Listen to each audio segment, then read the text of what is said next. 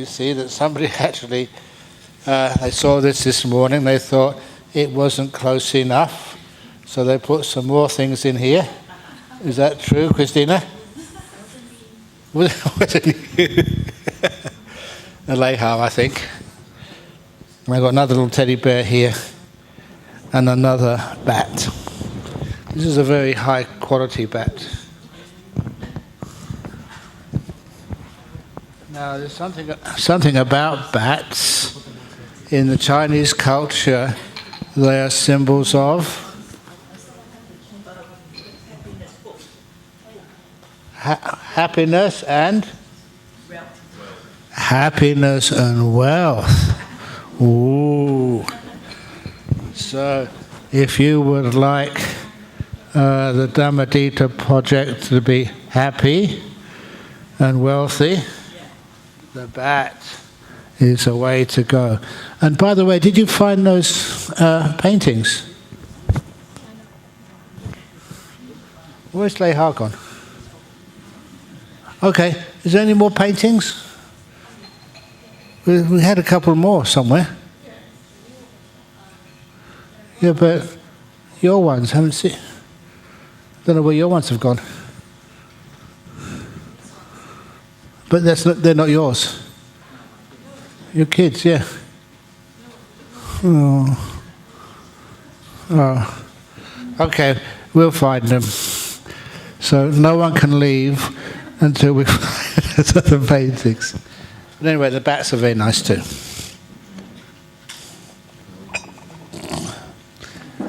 But anyway, that's later on. We also have later, for those who have come to the auction, we have the word of the Buddha. This is the ones which I translated. And it's the second edition. The first edition had a few errors in it. This is way more accurate. And these are also, they're very, very expensive. They're so expensive that they're called priceless.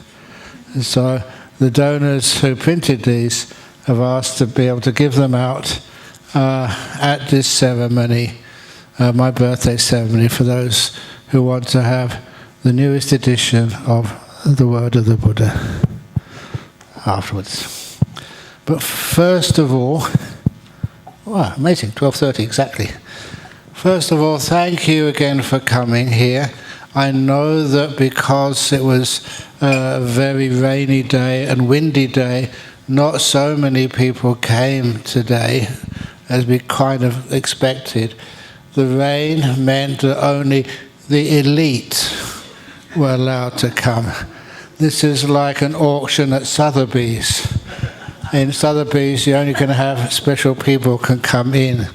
So please, each one of you are now considered to be special people for coming to this little auction ceremony today.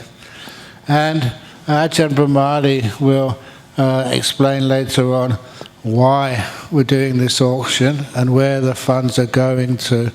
Please know that, yes, I was trained in Thailand, but not like some of the Thai monks in Thailand where I don't know where they get the money from or where it goes to. I don't really want to know.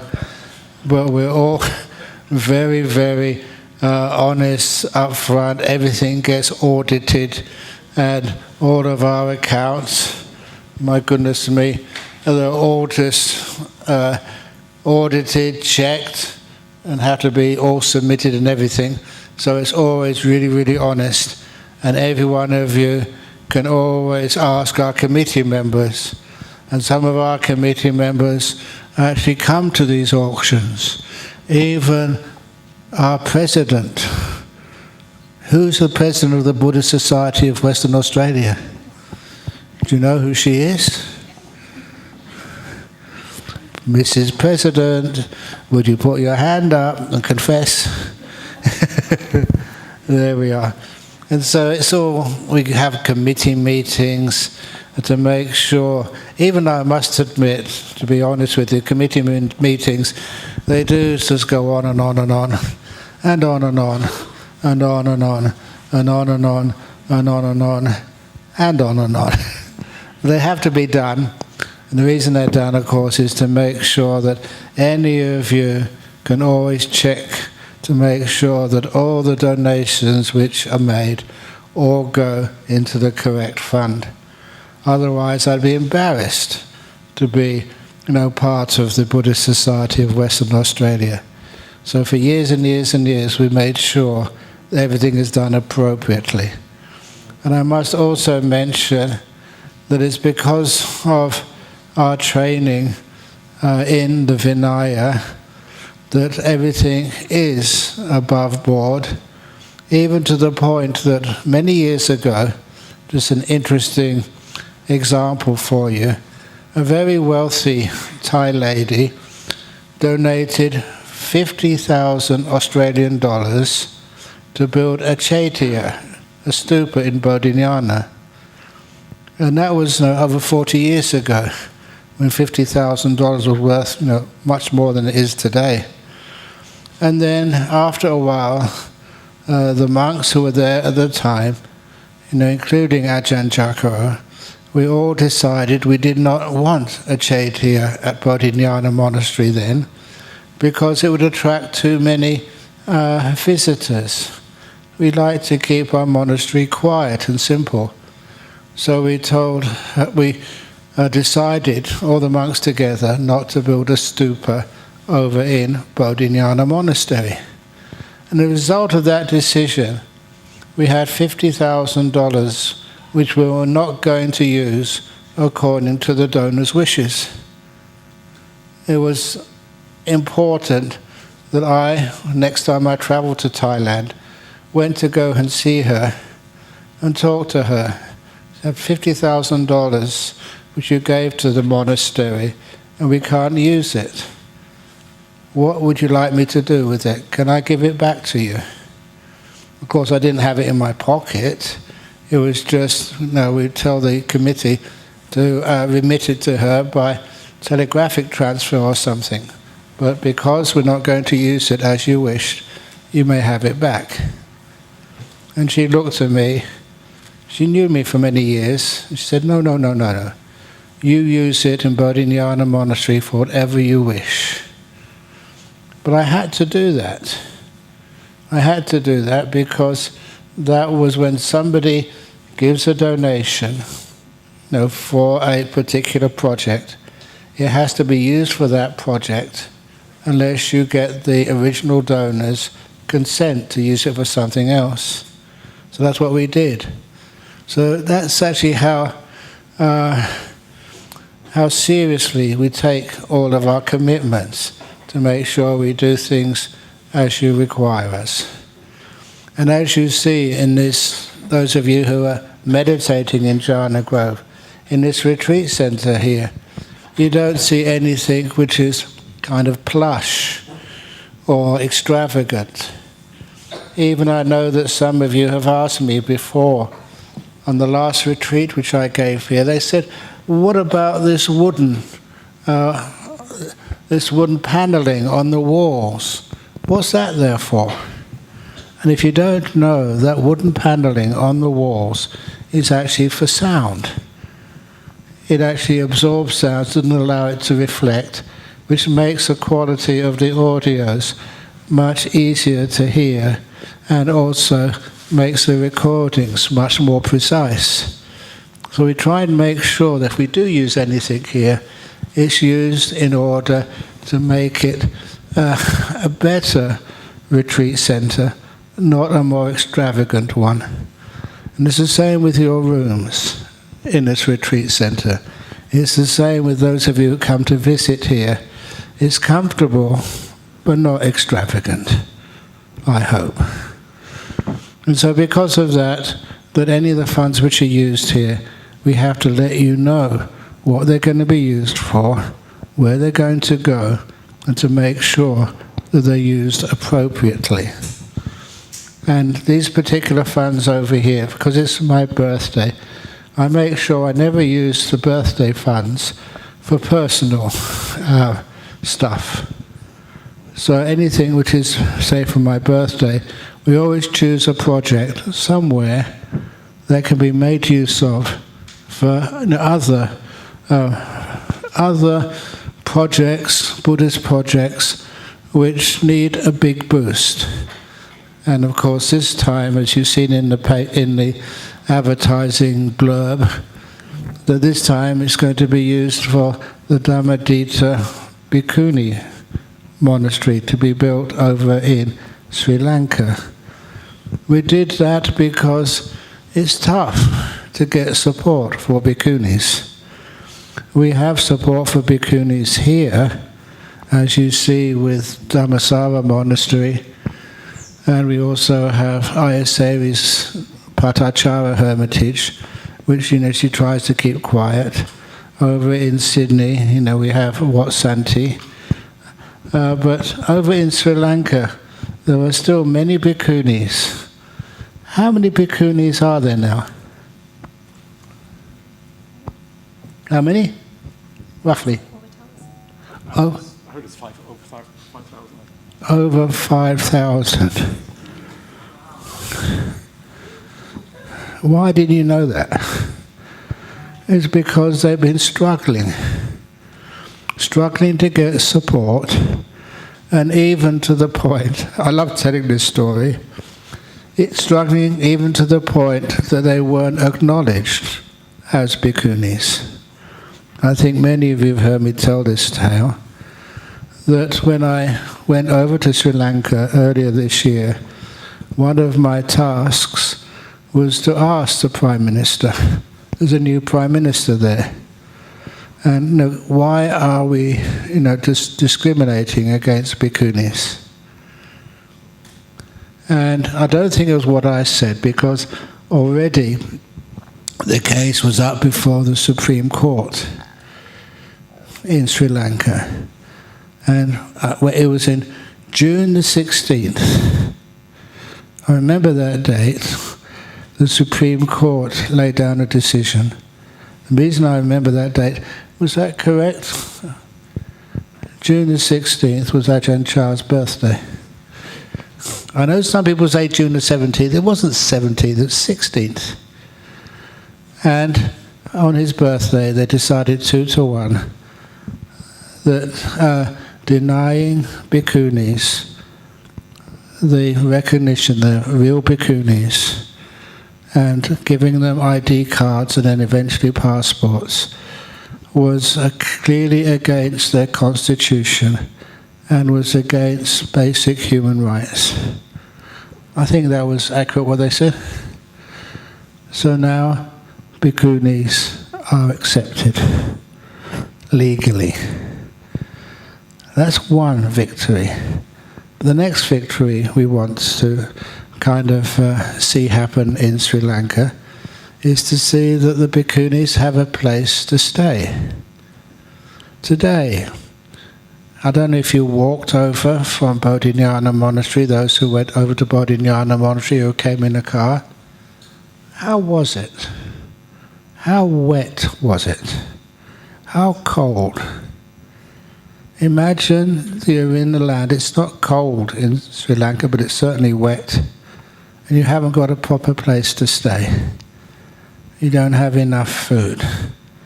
You don't have a nice hall like this where you can meditate.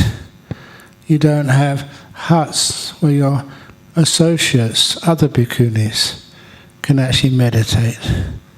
You're already way behind what the monks have, which is one of the reasons why many people, including Ajahn Brahmali, who's right behind this, that's why he's sitting next to me, why we're saying, can't we do something to make sure that the bhikkhunis, of all places like Sri Lanka, why can't we make sure that they have similar facilities than the monks enjoy at Bodhinyana Monastery, that you can enjoy when you come to Jhana Grove? Just those facilities. You're not asking for too much. You're not asking for gold statues or for huts with so many rooms. Just those simple huts Like, you've all seen where I live, in my cave, in Ajahn Brahmali's hut. How big is your hut? Inside? 7 square meters. That's his abode. How big is your house? 7 square meters is not much, but it's enough, and has the friendship of his fellow monks and the support of all the lay people who come here. And of course, once a year, on the Katina day, we always make it an open day, so you can come and have a look inside my hut, inside our huts. I don't know how many go and see Ajahn Brahmali's hut, because it's way up on the hill, long way away. But how many of you have seen my bedroom, where I live? I've got the most visited monk's bedroom of the whole Sangha anywhere in the world. Because it's in a cave. You keep it as simple as possible. You don't need very much, but at least it's there, a nice, comfortable abiding for me. So we want to try and do something like this, for those who really need it. I was trained in Thailand. I got a lot of gratitude for Thailand. But also I remember just how much Sri Lanka gave to the world of Theravada Buddhism. You got a lot of gratitude to Sri Lanka as well. You just want to make sure that you repay some of that gratitude, not by becoming a wealthy monk, but by becoming a monk who can help. And whatever gratitude which you have for me, any teachings, any help which I've served you, you want to actually to give that back. Or rather, not back, but as they say, pay it forward, to make sure that others, who just like you, I look back upon my life, 74 years on Thursday I'd been alive, and the fact that I could manage to become a Buddhist and a Buddhist monk, and actually travel to a place like Thailand, where I didn't know Thai language, not that much anyway, and to be taken in, first of all, by Somdet Gyo in Wat Saket in Bangkok, and then let me go over to see Ajahn Chah in Ubon, and to see how kind and accepting these senior monks were. They didn't know me, they didn't know who I am, but nevertheless they trusted, they opened the doors of their monasteries and trained me. And for those of you who don't know, there's a few Thai people here, when people would ask, they would ask Ajahn Chah, how come you have so many Western monks? Because Ajahn Chah couldn't speak any English. Actually, he could speak one word of English. I always remember this story, because he went to visit England, only for a few days, and when he came back, we asked him, did you learn any words of English?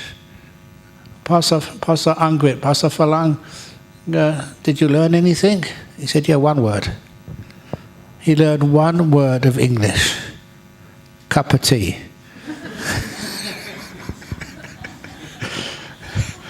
A cup of tea, because he heard that so many times while he was in London. That's the only word which he knew. But he was opening the door of his heart to Westerners.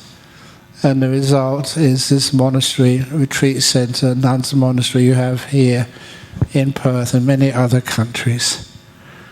That little bit of not thinking about yourself, but thinking about others, giving for others, means so much. So now, for bhikkhunis in Sri Lanka, bhikkhunis in Thailand are still not fully accepted, even though there are many thousands of them there, at least hundreds of them, I'm not quite sure how many. Why on earth not? So this is one of the ways that we can help other people in other lands create Buddhism, which, as Sri Lankans, now you see fully ordained bhikkhunis. How do you feel now that you know that they're accepted, that they are legally given that opportunity, do you feel proud? How do you feel in Thailand? That sometimes they say, no, there are no bhikkhunis in Thailand, even though there are many. Sometimes it kind of hurts you in your heart. So anyway, we're getting there. Slower than we really want, but still, we're managing to make inroads. And I think once it's allowed legal in Sri Lanka, what's Thailand going to do? Basically going to get very embarrassed until they say, oh, okay, if you do it, we can do it as well. So that's what I hope and that's what I expect. So that's why it's my birthday, yes, and I'm not expecting gifts. This is one of the beautiful things I learned from Buddhists, that if it's your birthday, it's your opportunity to give to others. You don't think of what I can get out of this. You always think what I can do to assist and help others. And so this year, what I'm doing is trying to encourage funds, encourage understanding, acceptance, of bhikkhunis in Sri Lanka, so you can have monasteries there. And all of you who are of Sri Lankan heritage can go over there and visit.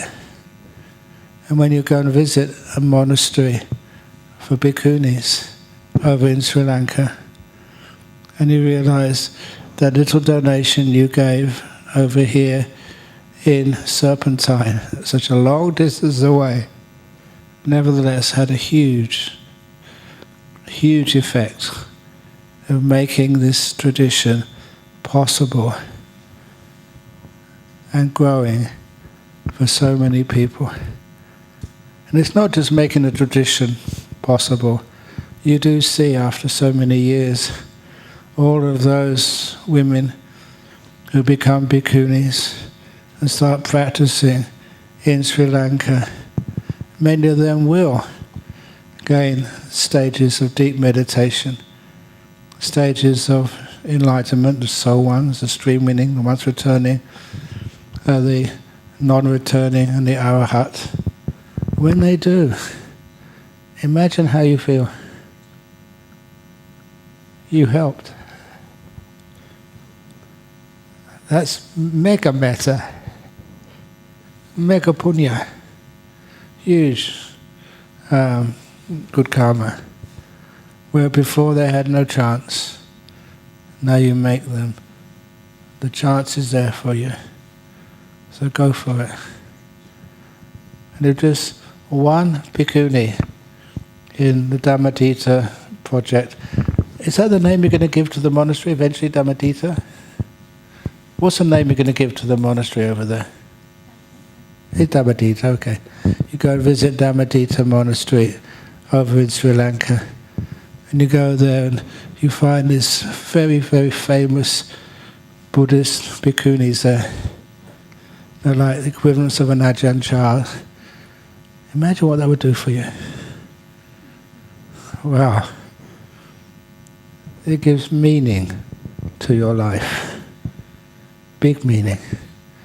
And imagine what would happen if some of you who are not that old could give it a try too. Just because, you may be from Perth or you may be from Malaysia or Singapore, that doesn't mean you can't become a nun over in Sri Lanka. I was from London and I could become a monk in Ubon in Thailand. There's a beautiful thing which we're doing here, and it's how I can give on my birthday, for a very wonderful good cause. This is actually what inspires me. And I get much more out of this than if I raise funds for myself. Not that I need anything. Everything which I ever need, you give to me. I have so many bats, so many teddy bears. which is just a symbol of kindness. And that's why I love just auctioning them. It's not just to auction because, they're worth anything. This is not Sotheby's. It's not just saying how much is this worth. And I know that, your paintings, I'm not quite sure where they went, but they will turn up. And once they turn up, we can always auction them again. This is not the last auction we'll be doing here. It's actually so used to this now that even our auctioneer, if ever she doesn't want to work for the Buddhist Society anymore, I can always give her a nice reference again for Sotheby's. Or who else isn't that Sotheby's and Christie. Oh, Christie's, yeah. So you can be a professional auctioneer. But it's just having some fun and also to encourage people's generosity. And when we do these auctions, please understand that what you're actually getting is not a teddy bear or a bat or a picture. You're getting just this wonderful memory of doing something wonderful for Buddhism. In this particular case, a monastery over in Sri Lanka. Okay, so I think talked enough. My goodness, almost exactly. So the next thing on the agenda is Ajahn Brahmali? Can you say something? Yeah, it's Ajahn Brahmali who's going to talk about the project. Okay. Okay. Hello, everyone. And thank you, Ajahn, for that inspiring introduction. I recently spoke to Ajahn Brahm. I asked him about what should we use the money for this year that we raise at the auction, because every year we have an auction for Ajahn Brahm's birthday. And Ajahn Brahm has so many projects around the world that he supports. So much funds going to this project and that project and all over the place. It's very hard to get into Ajahn Brahm's kind of itinerary. What can we do with this money? And so I asked him, please, can we, what about this year? This goes to the Dhammadhita project. And I was absolutely sure Ajahn Brahm was going to say, no way. Yeah, Melbourne is first, England is first, then there is Norway, then there's all these other projects in the background waiting to kind of come forth. You didn't say that, but I'm just adding that just to I'm being naughty. Anyway, there's enough projects everywhere. And Ajahn Brahm said, and I was very surprised and very happy and very grateful, he said, sure, let's go for that. And this is kind of a recurring thing in the Buddha Society and with Ajahn Brahm, is this idea of supporting bhikkhunis and supporting nuns and supporting nuns' monasteries. And if you look at the history of the Buddha Society of WA, it goes back to the constitution of the Buddha Society. In the constitution, the document that is the foundation for the entire Buddha Society, it says there should be a monastery for monks and a monastery for nuns, right there from the very beginning. So there has been a vision from the start. The Buddha Society was established in 1973, so it goes back a long, long way. And so that is kind of the beginning of this. And then because it was in the Constitution, Ajahn Brahm reads the Constitution, or at least he used to read the Constitution, and it says we have to do the things that are in there. Yeah, so okay, we've got the monks' monastery, we have the city center, which is also kind of in the Constitution. It doesn't say anything about retreat center, but it was kind of in the background. And of course the nuns' monastery. So we have to build that. It was like a blueprint for how we're going to live our lives, how we're going to develop Buddhism in Australia, or in Western Australia in particular. So it's always been there in the background. And one of the things that I learned from Ajahn Brahm, which was very interesting, very important, I think, is that when you start a monastery for nuns, when you support that, because in those days there were no nuns in Perth, so the monks had to take charge. There was no one really to start a monastery. When we start a monastery for nuns, it is not just about building the place. It is not just about setting something up and even getting some nuns involved in this. It's about continuing to support it, until they are so firmly established that they can just run their own business and run their own affairs. And that is where we are now with Dhammasara Monastery. We have almost no interaction with Dhammasara Monastery in terms of how to run a monastery or what to do or anything like that. The only interactions we have are interactions to do with teachings. So we go a bit back and forth for that, but apart from that, there's almost nothing. And that is because it is now a fully independent, fully fledged, self-run monastery, and that is how it should be. And so, based on that, when I was in Sri Lanka, well, I better watch the time, Ajahn. When I was in Sri Lanka in last year, or that's about a year and a half ago, Ajahn Brahm was very naughty, I like that. I was teaching a retreat. I usually go to Sri Lanka every couple of years. I was teaching a retreat, and on these retreats in Sri Lanka, you get all these monks and nuns coming to these retreats. And it's wonderful to have monks and nuns coming to a retreat because it creates a kind of a slightly different kind of atmosphere. And so also when you have retreats, you also have interviews. So all of these nuns, these bhikkhunis, they would come to my interviews and they would tell me about how the meditation was going. And they were getting really good meditation. Really profound. And I was so happy to hear that. And so I asked them, well, you're getting such profound meditation, who is your teacher? And they said, we don't have a teacher. So how do you know anything about meditation practice? Well, we have this book. The book is my teacher. I read in the book, and then I follow the examples in the book, and then I kind of get good results. And who wrote that book? I know you probably think it's going to be Ajahn Brahm, but it wasn't Ajahn Brahm. Who wrote that book? And the book was written by a Sri Lankan monk, who died 2 decades ago, a long time ago. And the name of this monk I recognized straight away. This was a monk that Ajahn Brahm went to Sri Lanka to check out about 30 years ago. He went to Sri Lanka to see what kind of monk he really was, because his methods seemed interesting. And when Ajahn Brahm came back to Perth, he was really down about this monk. There's nothing there. It wasn't all that interesting after all. And this was the monk that these bhikkhunis were kind of using as a teacher. But it was good enough to get a reasonably good meditation anyway. And I thought there's something wrong with this. When you are a monastic, if you are serious about meditation practice, you can't just have a book. You need a live meditation teacher. You need to ask questions. You need to have conversations. You need to object sometimes to what the teacher says. Ajahn Brahm is not listening anymore.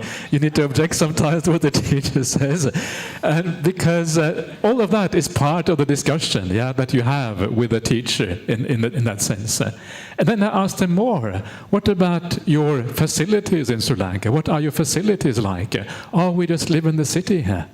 We don't have any secluded facilities. We don't have anything which is near the forest or bordering on the forest or anything like that. What is your teachings like? Your understanding of the suttas and your understanding of the monastic discipline, the Vinaya. Have you got teachers for that? No, we don't have any teachers for that either. And so I started to understand that the way of bhikkhunis in Sri Lanka was very difficult. They didn't really have the kind of support that we have in Perth. In Perth we have the monasteries, we have the teachings, we have everything sorted out. There was nothing like that in Sri Lanka. And so at that moment, it occurred to me that, we have all the facilities in Perth. We have the teaching. We have the ability to support nuns and bhikkhunis in a good way. Why don't we help establish a bhikkhuni monastery in Sri Lanka? I don't know where the idea came from. It just kind of lands out of nowhere. I guess it was fairly obvious in a sense. It just came out of nowhere. And so after the bhikkhunis left, I got some of the lay people I know and some of the monks I know together, and some of the bhikkhunis as well. There was a group, Venerable Sela was one of the bhikkhunis who was there at the time. And I made this proposal, right? First of all, I kind of heard from a couple of core people whether this was a good idea to have a meeting. This is how you get things through. First of all, you kind of behind the scenes. You do a bit of, you do kind of your groundwork behind the scenes, and then you have the meeting. And then when the meeting happens, then everything is kind of prepared already. And so I suggested this idea of establishing a monastery for bhikkhunis in Sri Lanka. And the amazing thing was that everyone in that room, and there must have been 10 or 15 people in that room, every one of them agreed. Every one of them thought it was a good idea. Have you ever made a proposal and everyone agrees? It never happens. I think it's the first time in my life this happened. Everyone agrees. And the moment I knew or saw that everyone agrees, I knew that this is probably going to happen. Yeah, because there was obviously a desire, a need, a sense of urgency about the importance of this project. And so this is what happened. But I said to them that there's only one problem. Okay, we all agree that this can be done and we should try to get this done. There's only one problem. We have no idea what Ajahn Brahm is going to say about this. And I know that one of the most difficult people in the world to persuade is Ajahn Brahm. If Ajahn Brahm disagrees, there's no way you're going to turn him around. So I was come back to Perth after this retreat in Sri Lanka, and I went out to Ajahn Brahm, shaking. Well, what is he going to say? Very uncertain what he's going to say. And I said to Ajahn, I have this idea. And he heard a skeptical voice around me. Yeah, this idea. He knows that when I have an idea, it means he has to be involved, and he does not want to be involved. And so I said, I have this idea that we should establish a bhikkhuni monastery in Sri Lanka. It's only a small idea, yeah. It's nothing big. It's just establishing a monastery in Sri Lanka. So, because it is a small thing, I'm sure you will agree. I didn't say all of that, but that was kind of in my mind.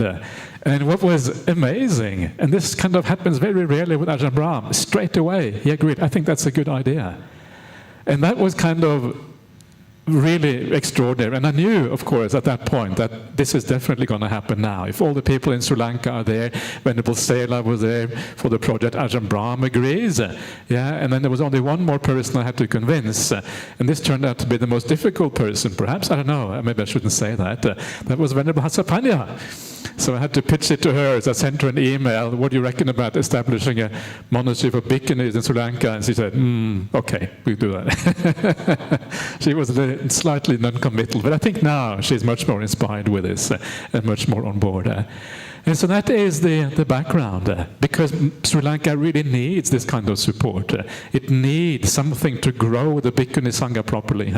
And the idea here that we had is that once we establish a monastery in a nice place in Sri Lanka, then the teachings that we have in Perth can be shared with the nuns in Sri Lanka, because we have the sutta teachings, we have the Vinaya teachings, we have the meditation teachings, and now this can be done online. You can do it via Zoom or whatever, so we can all be like one large group coming together and sharing teachings in this way and giving them some real support in this way. Also, once we have a beautiful place for the nuns to stay in Sri Lanka, which is safe, which is conducive, which has a nice climate, which is secluded and suitable for meditation practice, then we can even have some nuns come from Perth and stay in the monastery in Sri Lanka, right? Because it will be affiliated, not really formally, semi-formally affiliated with the Buddhist Society over here. So we can go there, or the nuns can go there, and then they can experience what it is like to be a bhikkhuni in the forest in a real Buddhist country, not a non-Buddhist country. I was going to say dodgy, I can't say that. A non-Buddhist country like Australia, yeah? Because it's a very different feeling to be a monk or nun in Australia, or in Europe for that matter, or North America, non-Buddhist countries, than to go to a place like Sri Lanka or to Thailand or whatever, where you feel that you're part of the furniture, you are cared for, you are respected. There's a different feeling in those countries. And so it's a wonderful opportunity for nuns from here to go to Sri Lanka. And of course a wonderful opportunity for Sri Lankan nuns to come maybe to Perth, or to come with some of the other monasteries associated with the Buddhist Society of WA, like Santi Monastery in Sydney or whatever. And so this was the idea. And after This happened after I told them in Sri Lanka that we had all the green light from Ajahn Brahm, not a yellow light, certainly not a red light, but a green light from Ajahn Brahm. Then we started to put together a constitution. Once the constitution was put together with a lot of work from Venerable Sela, I was involved in that, and all of these things, and also Venerable Karunika in Sydney is involved in that.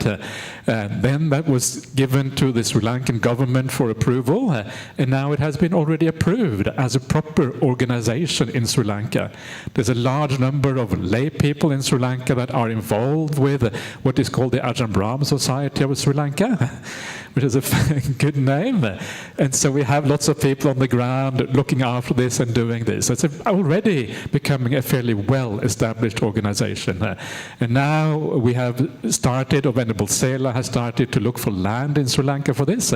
Venerable Sela here, maybe she can say a couple of words in a second, if she wants, is going to be the spiritual director of this project, because she is in Sri Lanka, but she has been affiliated with our Buddha Society here for a long time.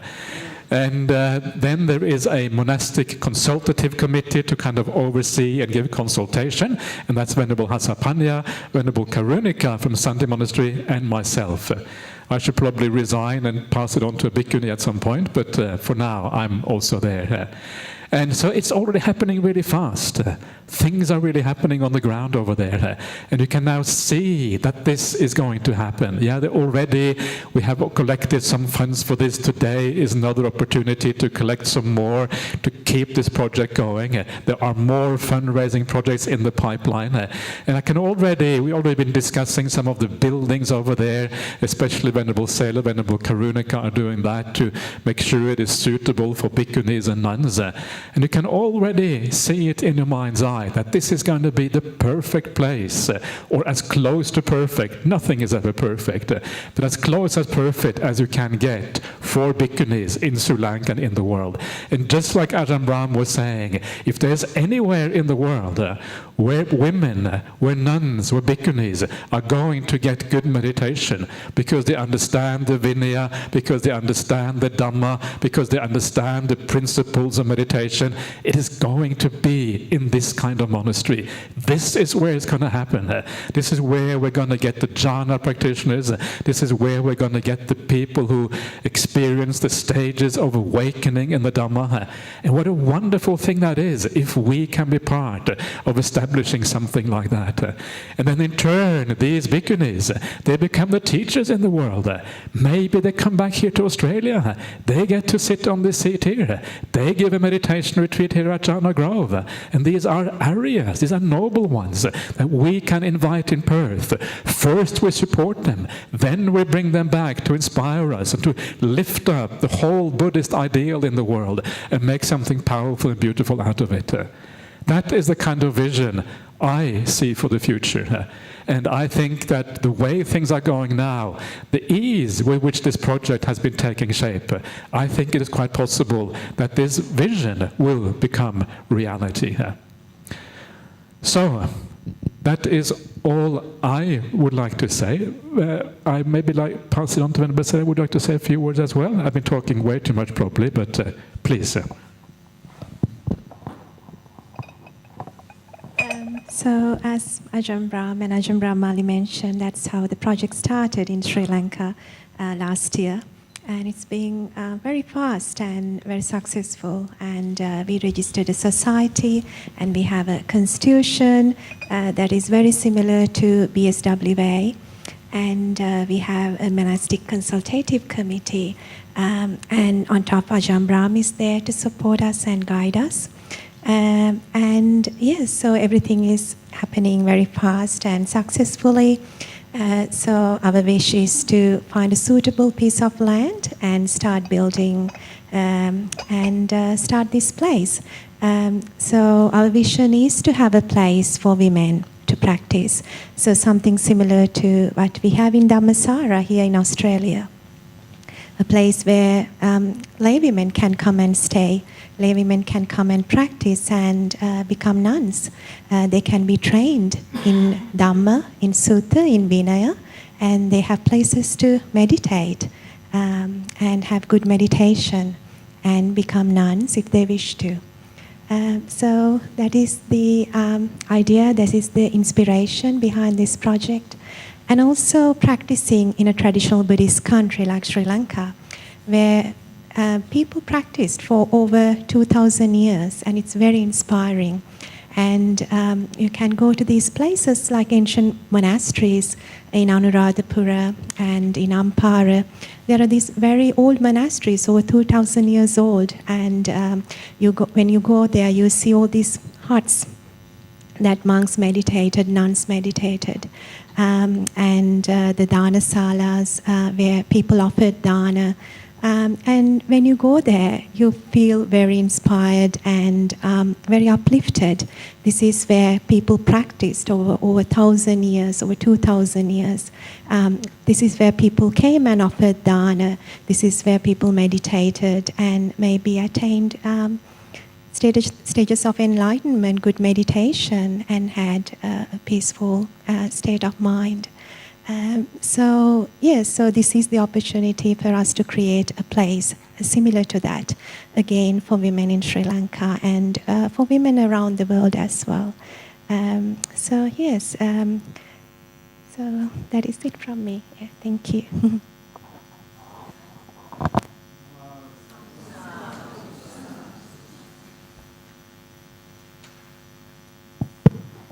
Okay, thank you. All right, before I start the next program, which is the auction, let me just quickly welcome everyone.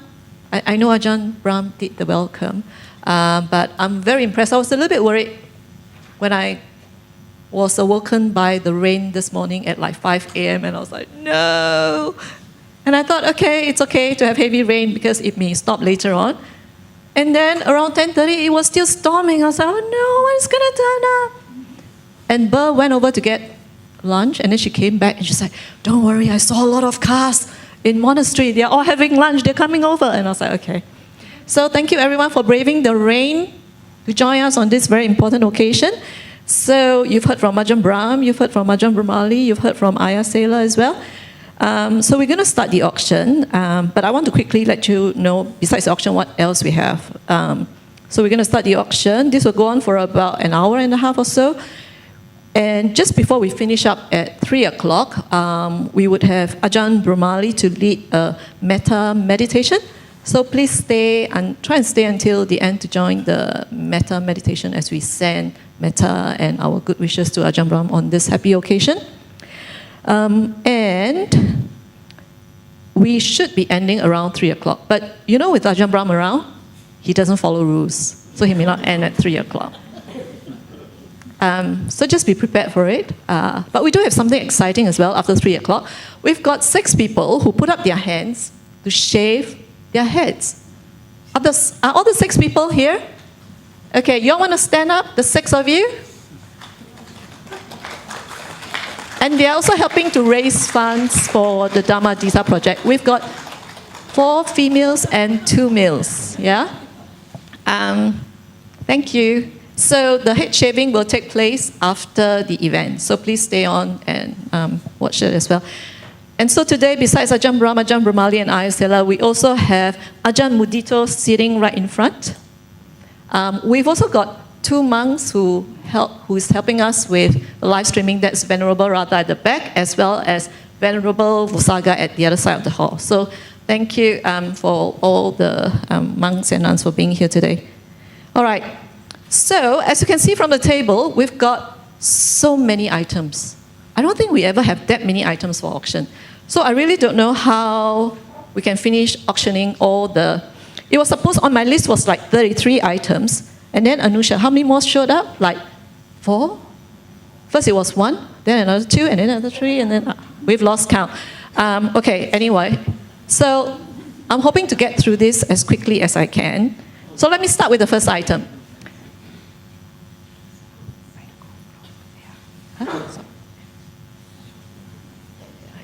Okay, so before so Rose is going to help me. So she's going to bring the item, and so she's my model for today. She's going to bring the item and walk around so you guys have an idea on what we are auctioning today. But before I do that, I just want to let you know that all the funds collected, as mentioned, is going to Dhammadhita project. The BSWA has created a bank account, so to make it easy for people to make donation, but BSWA is only acting as a collecting agent. Yeah? So we receive the funds, and then it gets transferred directly to Dhammadhita. So BSWA doesn't get a cent of the donation. So all your donations will eventually go to Dhammadhita project in Sri Lanka. And because of that, the funds is not tax deductible. Yeah? So because it's going directly to Sri Lanka. And just to let you guys know what we are looking at, how much we are looking to raise. So the goal of this project, they're hoping to raise $1 million. So far, through the BSWA Dhammadhita account, we have already raised 450K to date. Yeah. I think when Ajahn Brahmali first suggested to the BSWA committee that we'll create this account, and we're like, yeah, okay, all right. And then after that, we see, well, money kept coming in and coming in and coming in. And of course, we did different fundraising events as well. So it was very, very inspiring because I have people whom I don't know, I've never met them, I don't know who they are. They contacted me and say, can you give me a bank account? Because we give people a Stripe payment link, so it's easy, you can pay by credit card, but there is like fees involved. So I did tell people if you are donating more money, like above $1,000, contact me and I'll give you the bank details so we can save some transaction fees. And I will have people contacting me for the bank account, and I'll give it to them, and the next minute I'll see, oh, it's $1,000, oh, it's $10,000, you know, it's $100, it doesn't matter, you know, every cent counts. So we are very, very grateful for all the donations, and right now we have collected 450K. And on top of that, we have someone who has already pledged to donate land. In fact, the land is already donated, but it's not a suitable piece of land. So the plan is that we will sell the land and use that funds instead. So the land has not been sold, but I was advised that the land would fetch about 250K. So which means we are still short of about 300K. So for those people here as well as online, besides this event, we still are planning for more fundraising event, but the closer we are to the goal, it'll be easier for them to get started and, you know, yeah, in Sri Lanka. Okay, so with that, let me start with the first item. The first item was donated by Ajahn Brahmali, and I didn't put it online because we already had a few of his items online. And Ajahn Brahmali doesn't have a lot of items for auction. There was once we were doing this Zoom meeting on Dhammadhita, and it was Zoom, right? And he was doing it from his kuti. And then I was like, Ajahn, move the camera and show me the shelf. You know the shelf where you put stuff? And he wouldn't do it. Because I wanted to see his collection of coffee, you know. And then I was like, Ajahn, you need to offer something. And it was so difficult. Actually, because he doesn't have a lot of items as well. But this is one of them. This is an amulet. Ajahn Brahmali, you want to give some background about the amulet?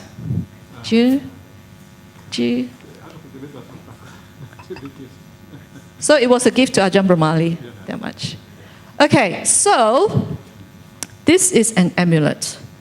So an amulet is supposed to have some protective purposes. Anyway, okay. And Prem was responsible for decorating the place. Anusha as well, and a few other people. They did such a fantastic job. And then Prem, this morning you did the sign, Happy 888 birthday. By the way, do you know why 888? I hope you do. Who doesn't know why 888? Everyone knows? You don't know. Ajahn Brahm, I will give you the honor of explaining why 888.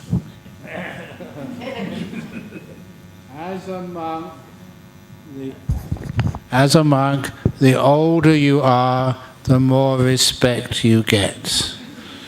So I always wanted to find a way to make my real age appear greater without telling any fibs.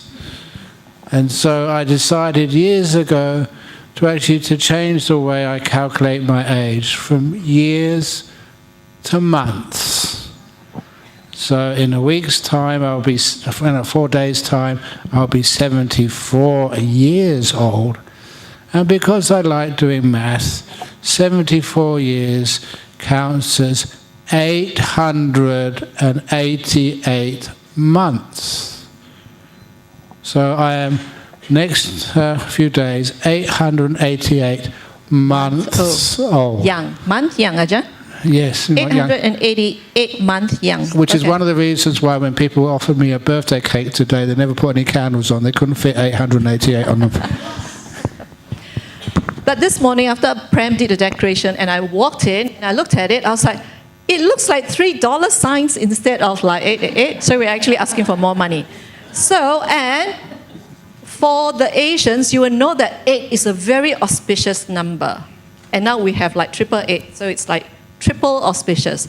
So with that, I'm going to kickstart with a starting beat of this item. How much do you think I'm going to ask for? It's $888. Okay, so is anyone going to bid for this item? Chamari? Well done. Okay, $888. Just now I mentioned that there's like so many items, I don't think I can finish everything, so we need to like pick up speed. Okay, do we have a second bid? 1,000? Ah, okay. Sorry. Oh, we've got 1,000 here. Thank you, Irene. Do we have more than 1,000? Nicholas, did you want some? At this point, they're like, I don't want to know Leha. She would just yell out my name.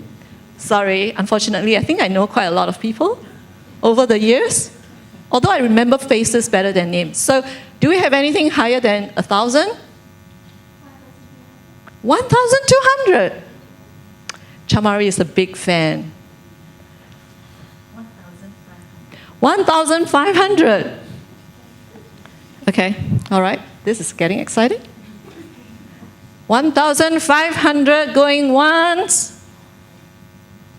1,500 going twice. 1,500 going to Irene. Okay, thank you, Irene. Maybe I get Kanchana. I'll get Kanchana to get the details so we know who has bid for those items.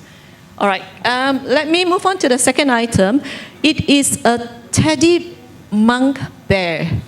So this bear has been in Jhana Grove, but we don't know who donated it. We've got lots of like stuffed toys. But look at the one that Ajahn Brahm is holding right now. I'm not letting it go. And this morning, Ajahn Brahm showed up. I was in my office like 7:30. I heard some commotion and I thought I heard his voice. It was raining. And he was looking for a trolley. And he pushed all these boxes in a trolley. I was so afraid that he tripped and fell. But then he was like, Leha, look at the passenger seat. Look what is in there. It was this huge bear. And then he was talking to the bear. He was like, Leha, high five the bear. That's Ajahn Brahm. That's why he's not 888 months old, but it's young. Okay, everybody have a good look at the bear. Okay, so you will see that all my bid amounts would have the number 8 in it. You guys like it? Okay, very good. Okay, so for this bear, it's going for $488. Sometimes I don't know what I'm saying, but I'm just going to say it anyway. $488. Come on, I know there's like generous people here. And you know, we do a lot of teachings in this meditation hall. Ajahn Brahm will be doing his, after Vasa, he will be teaching a 9-day retreat for the Singaporeans, right, Ajahn? And then after that, he'll be teaching another 9-day retreats for BSWA, also in this hall. And before that, we had Ajahn Brahmali who was teaching a Sutta retreat. So all this bear, this particular bear has been sitting here and absorbing all the teachings. So it's very valuable. $488. Let me see. Who is around? Are you interested, Chamari? Oh, we've got someone at the back. Sorry, I don't know your name, but yes, you would go for it? 488? Very good. $488 for this monk bag. It actually has Ajahn Brahm's name at the feet. And it's wearing a robe. Although the robe is quite, yeah, okay. I actually want to say the robe has not fallen off, but I shouldn't say it. The robe is intact, so it's not quite Ajahn Brahm. 488? $488 for the bag going once? Going twice? Oops. 888. Oh, Tao. She came all the way from Hawaii. Okay, very good. Thank you. So it's 888. Okay. 888 going once? 888 going twice? 888 going to Tao. Thank you. All right. The third one is a Buddha drawing. Rose, that's on the table at the back. Yep. So this drawing was drawn by an architect. He is the brother of one of our volunteers in the library. I thought it was very nicely done. So this one, okay, it's going for, the starting bid is 288. You guys will be so sick of the 88 at the end of this auction. 288. Look, it's very nicely done. I think it's like pencil art. I'm not too much an artist, but yep. So 288. Okay, anyone interested in this drawing? $288? Before it goes higher? $288.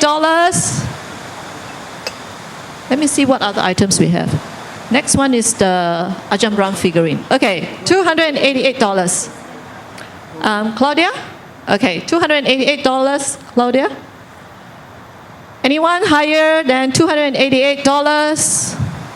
Any other interested bidder? 200. Mark, are you having some secret discussion with Richard at the back? No? Okay, all right. See, that's why I tell you it's very dangerous to know me right now. I'm calling out names.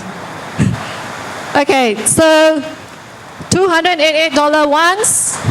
$288. Oh, we've got a hand up. 300? 388. See, I know you guys love 88 just like me. $388. Going once. Going twice. Okay, so to that gentleman, can we have his details? Thank you. Can you just put up your hand because I think my volunteer cannot see where you are. Yeah, okay, thank you. All right, the next one is Ajahn Brahm's figurine. So this figurine, did it originate from Hong Kong or Indonesia? Handaka. Okay, yeah. I think that was a project from last year that he made a number of figurines. Yeah. Okay. So this is a Ajahn Brahm look-alike figurine. Yeah? Okay. All right. So let me see. Okay, the starting bid for this figurine. Actually, I'm surprised. I only have 1.8, so it's $800. I had to just decide what the starting bid is. So there is no rhyme or reason. Mark, you're putting up your hand to bid. Yeah? You're not putting up your hand to ask me a question. Okay, good. Mark, the starting bid is $800. How much are you bidding for? $800? 1,000. Okay, very good, Mark. $1,000 from Mark. Anyone a bit higher than that? Can you imagine you have Ajahn Brahm sitting in your house?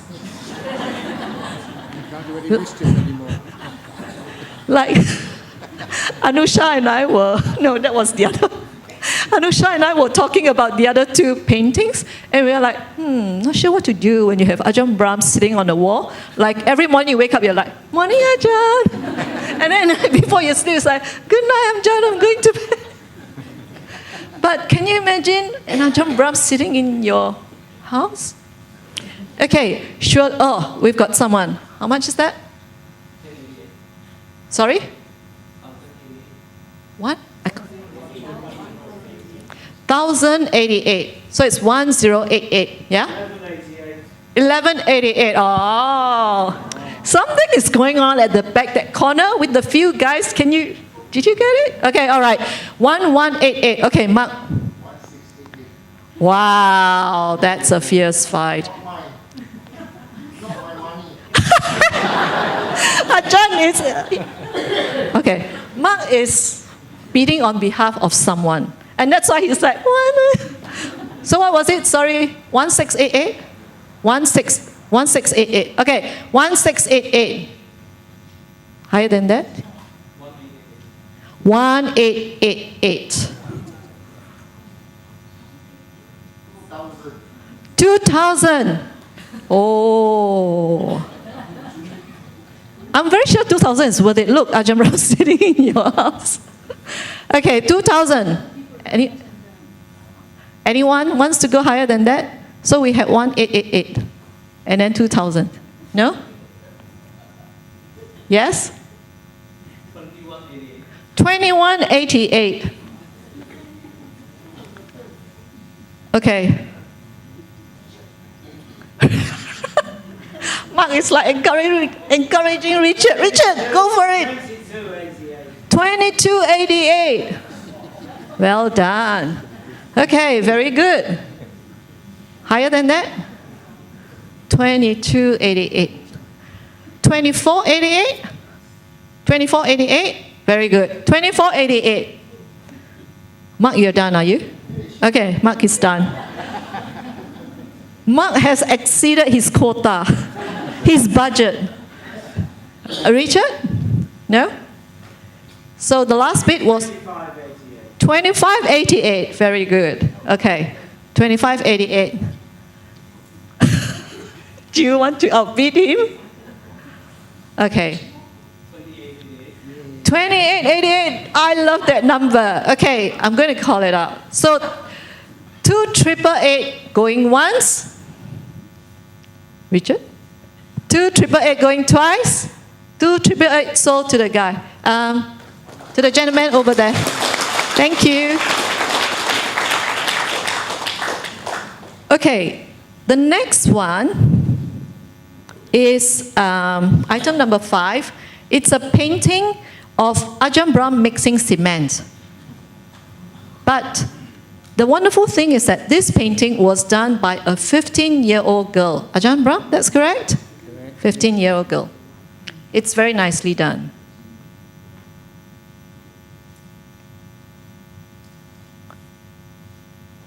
I remember Ajahn Brahm mixing cement. Was this in Jhana, Gro? Yeah. Yeah? When we were doing that. That looks like my... No, this one looks like... Sir. But is this one in Bodhiana that you were mixing cement? I mixed it everywhere. Yeah. So there was once, we were making that walkway to the lower cottages, and Ajahn Brahm was mixing cement. And then he was so proud of it, and he asked people to take a photo, and he sent to all of us. At that time, I was in a committee. I was the vice president. So I was like, yeah, right. Yeah, Ajahn Brahm can mix cement. So then one day I saw Scotty mixing cement, and I was like, Scotty, I want to make cement. So then I made cement. I mixed the cement, and then I asked someone to take a photograph, and then I sent it to Ajahn Brahm. And the tagline says, if Ajahn Brahm can do it, the vice president can do it too.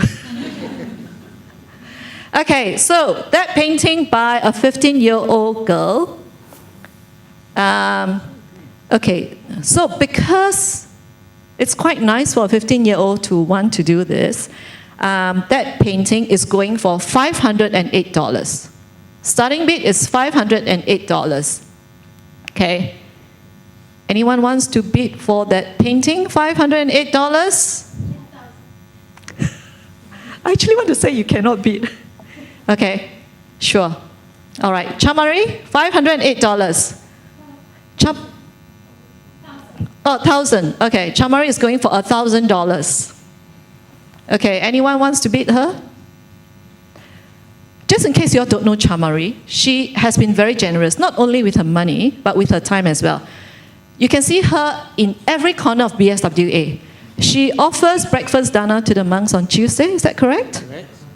She is also one of our AV volunteers in Dhammaloka. She also prepares breakfast for the monks who are staying in Dhammaloka over the weekend. She also cleans the monks' cottage in Dhammaloka. So she's like everywhere, you know. So that's Chamari. She's very generous with her money and her time. And this. Yes. She was Chamari's daughter, did the painting. And I think we got the. What is her age? It's not. Is 15? It 15 or 15? 15. Yeah. I wasn't planning on saying that, Rose. I didn't want to say it's Chamari's daughter, but anyway. So, Chamari, $1,000 for your daughter's painting? Okay. Okay, that's going once. Oh, Tao. 1888. Yeah, is that correct? 1888. Okay, very nice. So, 1888 going once, going twice, going 3 times. Thank you. Okay, the next one, Rose, I don't think you can hold it. So, you see the 2 large paintings there of Ajahn Brahm. Which one is that? That's number 5. The bottom one? No, you can see the number there. You share the number 1 first? It doesn't matter. We have to. Are you sure you're going to walk around with that? Okay, so this is the one that Anusha and I. Last night we were like, can you imagine Ajahn Brahm sitting in your house on the wall and you walk past and then you have to talk to him? Okay, all right. So, this is a painting that is donated by Hunyati. Is she here today? She's not. But Hunyati explained to me that, so this is a painting by a very famous artist called Paul Hendro. His works are not cheap. So the painting, just the cost of the painting and the frame alone is already $2,000. And Hunyati actually donated this together with Andy. Andy, are you here? No? No? Okay. So Hunyati said she donated this together with Andy. So Andy is one of the retreatants from Indonesia who's here right now. Okay, so because it's worth $2,000, I can't start the auction with like $500 or something. So the painting is going for, as a starting bid, and because I want 88, so it's like 2088. 2388. Wow. Thank you for making my job so easy, Richard. 2388. Okay, all right. So anyone wants to bid for this painting? 2388. So we've got the other one as well. Okay. 2588. 2588. Ajahn Brahm, I can see so many people would like to have you in the house. 2588. Okay. Anyone higher than 2588? 2688. Okay, you know how I love 888? You want to go for 2888? You know, as I get older, yes, get more famous, yeah, the cost will go up. Oh, so you're getting it very cheap here. Oh, it's an investment. Okay, so Ajahn is like trying to tell you, especially today is his 888 birthday. So anyone want to go for 2888? 2888, thank you. Okay, so 2888 once, 2888 twice, 2888 going to the gentleman over there. Thank you.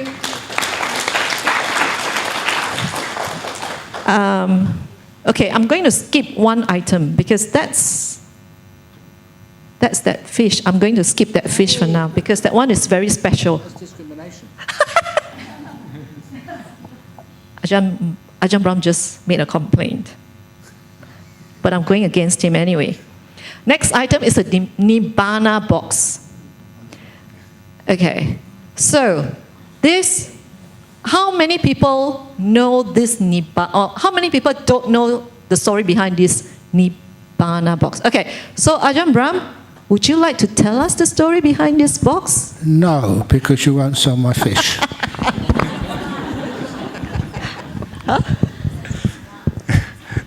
No, okay. I've read about this box so many years ago, but it's a very powerful box. You can put it on your table in your office or in your home, and it's got a little switch on it. So would you like to come up and just show what happens when you flip the switch? Come in the front here. Yeah, Rose, bring it to the front. Rose, So everyone can see. bring it to the front, and then you can flick Okay. the switch. Okay, let people see. What happens when you flip the switch? There. No, that's not how it works. Okay, give it to Ajahn Brahm. Or give it to Ajahn Brahmali.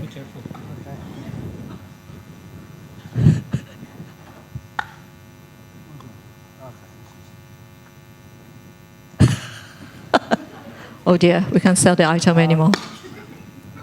Okay. Have a simple box with simple switch. Once you push the switch, and that's it. That's why we call it Nibbana box, or the meaning of life box. As soon as you switch it on, it switches itself off. That's called Nirodha, cessation. As soon as you start to meditate, you unmeditate. The meaning of life box. It's so hard to understand for some people. That's why it's very expensive. This is the meaning of life. Yeah. Engraving. Yes, Nibbana Paramangsa. Nibbana is the highest happiness. As soon as you do something, It switches off. Nibbana is the highest happiness. Okay, so for this Nibbana box, actually we auctioned that a few years ago. They have this on the thing on the cover, the Pali quote, the Nibbana Paramang Sukhang. This is from the Dhammapada. It's a very famous verse in the Pali Suttas. Means Nibbana is the highest happiness. So this is what this represents. Yeah. And Nibbana means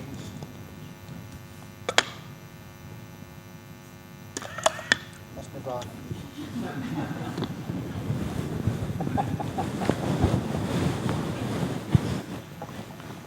You must be 888 months old to understand that.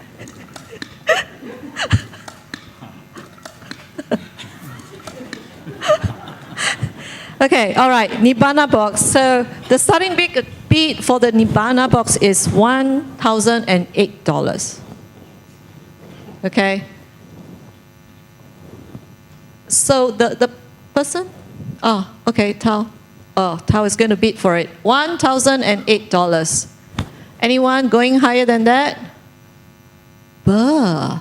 How much would you like to bid? I'm bidding on behalf Of. of Ming Kasi. Okay. How much does she want to bid for? 10,000. Oh. Oh my gosh. In memory of Ajahn Vayama. Ah, okay. Sadhu, sadhu, sadhu.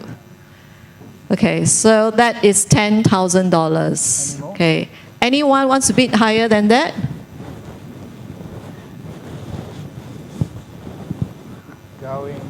Going once.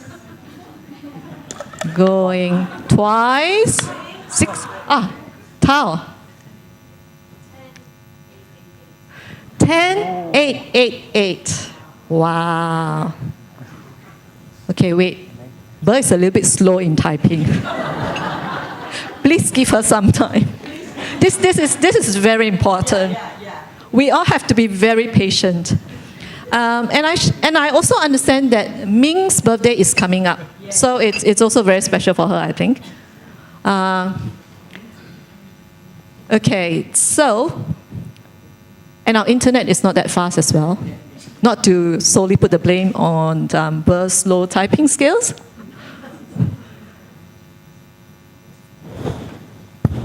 Sorry. And it was being many years ago, raising money for the nuns' monastery here in Perth. I think it was a nuns' monastery, and she showed me a check for $10,000.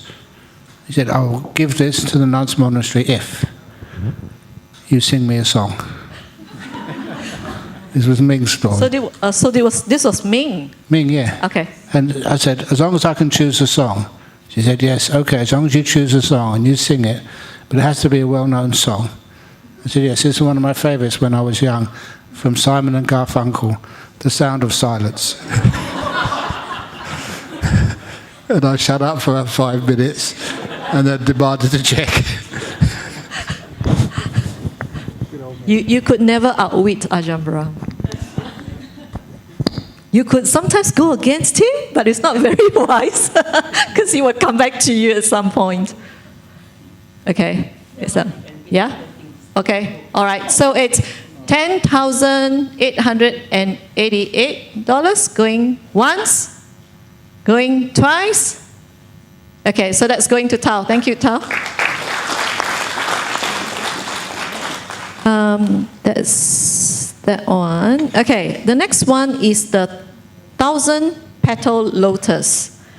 So there was a talk given by Ajahn Brahm that is entitled Simile of the 1,000-petal lotus that he gave during the Easter retreat in 2007. Should I? Okay, I'm not sure whether Ajahn wants to tell the story behind it, but anyway. So, it's actually an accurate description of the process of meditation as well as the function of deep seeing and insight. So this is one of Ajahn Brahm's favorite. And I believe there was a book as well that they published based on this that was done by Ping Pong, I think. Yeah, we printed a book, 1,000-Petal Lotus. So the artist's name is Nihara, and she is someone who has chronic seizures. So it's quite amazing that she did this painting. All right, so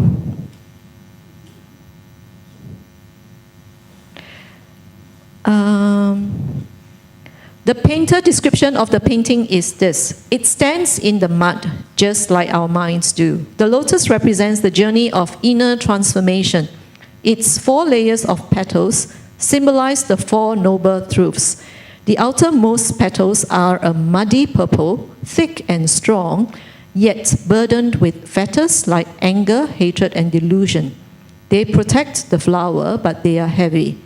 As one moves inward through meditation, the petals become lighter, purer, each layer representing a release of those fetters, one by one.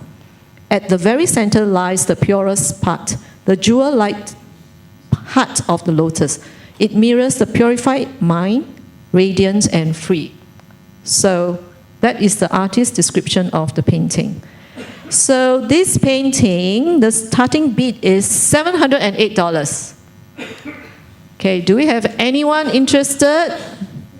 Chamari, $708? Okay. Anyone else also interested at this? Yes? 1,000? $1,000? Chamari? 1,200? Okay, 1,200? Anyone higher than 1,200? Wait. So I also have Anusha who's helping me to, she's just looking at the YouTube, and because we have live chat there. So, because last year when we did the auction, there were some people that were interested to participate. But it's quite slow. So she's like monitoring and trying to see. 1888. Okay, so an online person has, we're not opening this to online, but someone who is like on the chat would like to bid for it, then we would allow it. 1,888. Okay, anyone want to go higher than that? It's a beautiful painting. And I think for someone with chronic seizures, it will be difficult for her to kind of like complete the painting. Okay, all right. 1,888 going once, going twice. Oh, Chui. 1988. Okay, Chui is going for 1988. 1988. Okay, 1988 going once. Hold on. Okay, sorry. Now it's not Anusha's typing. It's the internet. It's the chat. Okay, while we are waiting for this, I'm going to see what is the next one. It's the Golden Buddha. 2,000. 3? No? Okay, all right. So 2,000 going once, going twice. $2,000 going to the online person. Yep, thank you. Okay, so next one is we've got quite a number of like Buddha rupas and all those, and we were trying so hard to find a description so that we can differentiate one from the other. So this one, we call it a golden Buddha statue in an ornate case. Okay. All right, let everyone have a look. So the starting bid for this is $288. I don't know who donated this, but we've got like items that are donated by so many people that we've lost count. But we are quite happy to receive people's donations so we can auction them. Yep. Chamari? Sorry? 1,000. Chamari is going for $1,000 for that golden Buddha statue in a beautiful case. 1,000. 1,000, 1,000 going once, 1,000, yes? 1,300. Chamari, is that your friend? Because she'll be like bidding, and then she's like looking at the back. They're like against each other. If she's not your friend, you know. I want to say if she's your friend, you have to unfriend her after that. So what was it, 1,000? 1,200? 1,300, okay. 1,300. 1,300 going once. 1,300. Hold on. 1,588. I told you guys that people love my 88. 1,588. Oh, someone online. Okay, so it's now 1,588.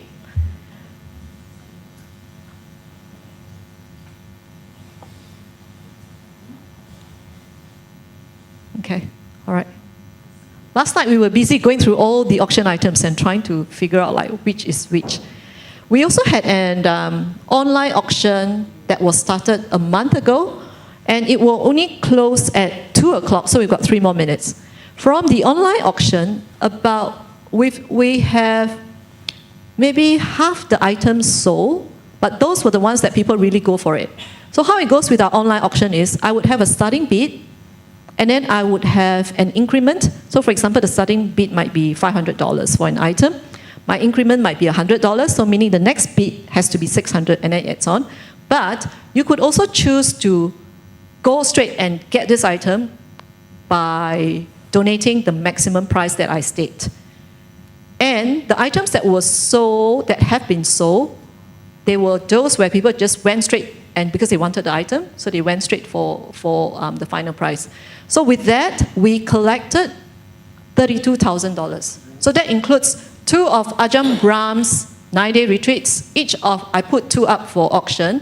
Each went for $5,000. So that's already $10,000.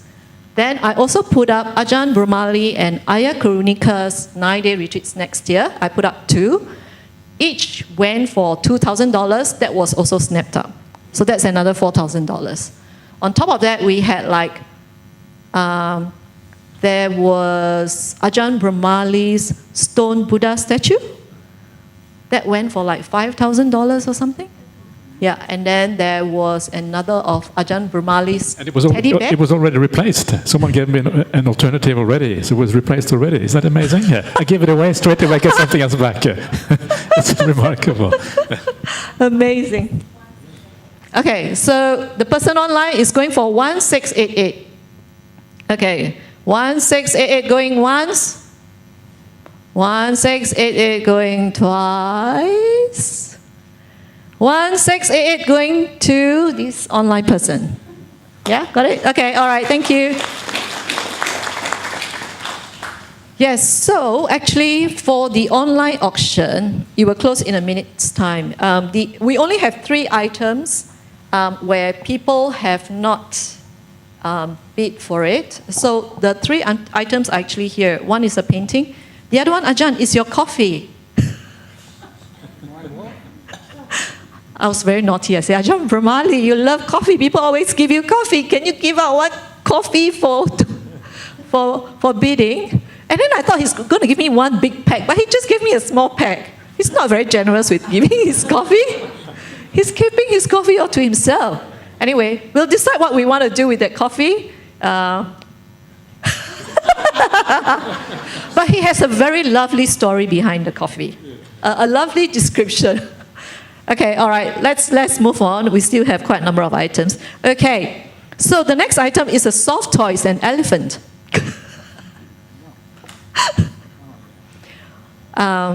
So I was doing my self-retreat in Dhammansara for about a month.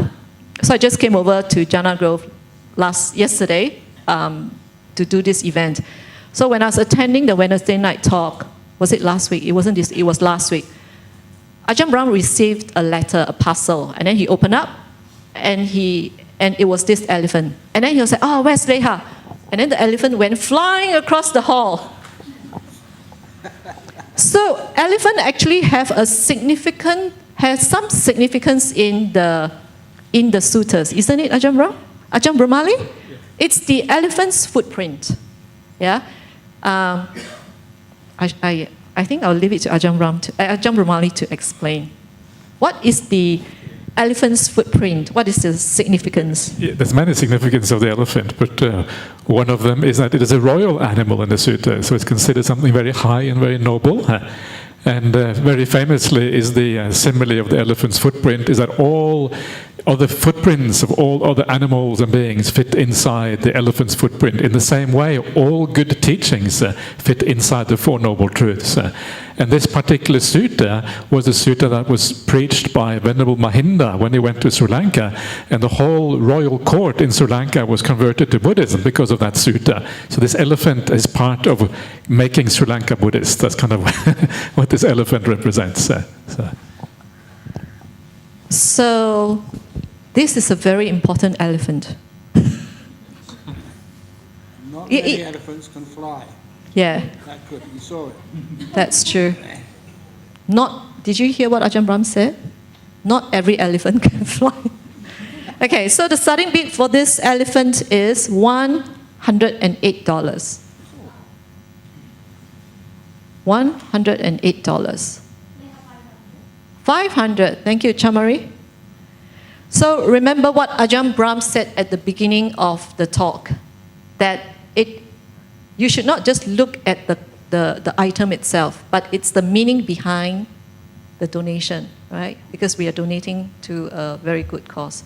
Okay, so Chamari has offered $500.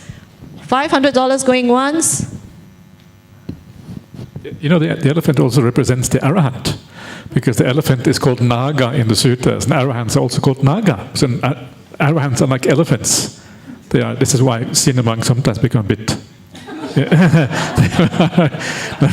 they're like Arahants. I wasn't expecting Ajahn Brahmali to say that. So anyway, yeah. I hope when he was talking, he mentioned that he was looking straight, he wasn't looking left. Naga. What, is that the Pali name for elephant? No.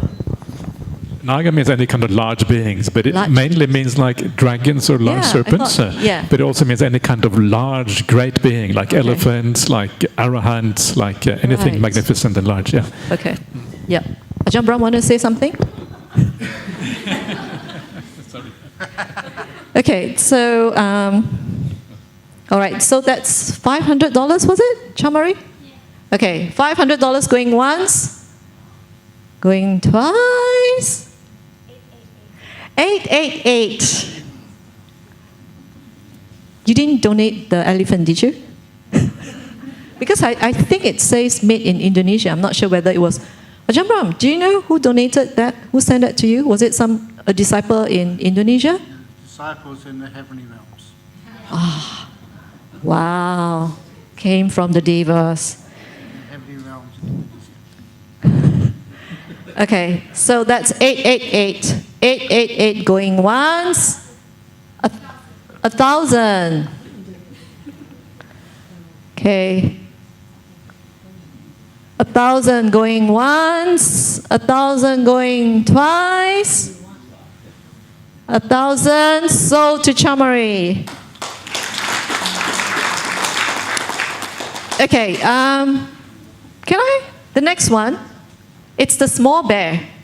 I have this image in my mind, in my head, so I need to, this one. Okay, we tried to auction this item when Ajahn Brahm turned 70, right? And I still have that image so ingrained in my mind because Ajahn Brahm was sitting in front and he was holding this bear and he has a way of like turning the bear, like trying to promote it. So now I'm going to ask him to do it again. Maybe can you put this aside for now?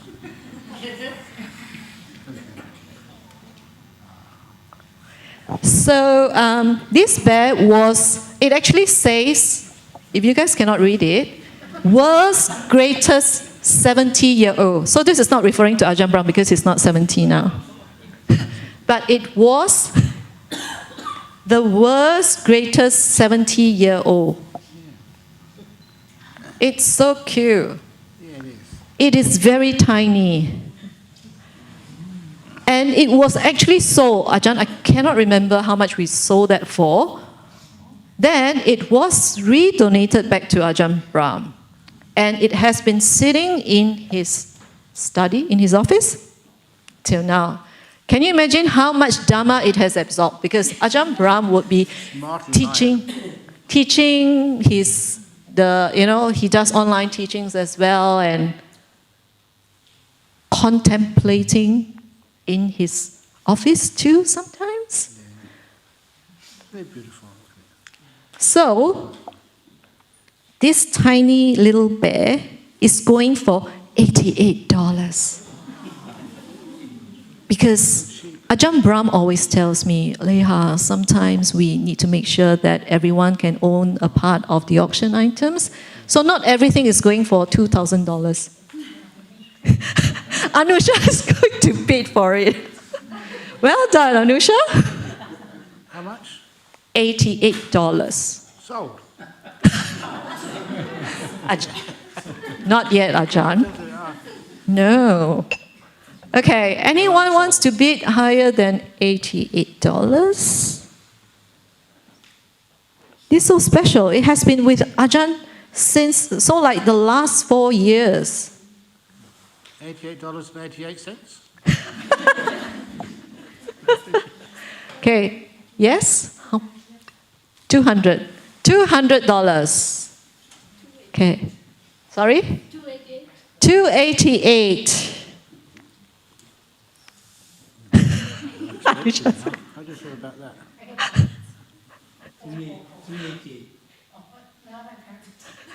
Now Anusha is competing with her dad. One time we had this couple, and we didn't. They were here for the first time, and there was the husband and the wife competing against each other. And now we have the daughter competing with the dad. I think she said 444. So Dad, you want to go higher? 588. Anusha is like, oh my God. Okay, 588. 588 going once, This is so special, this tiny little bear. 588 going twice.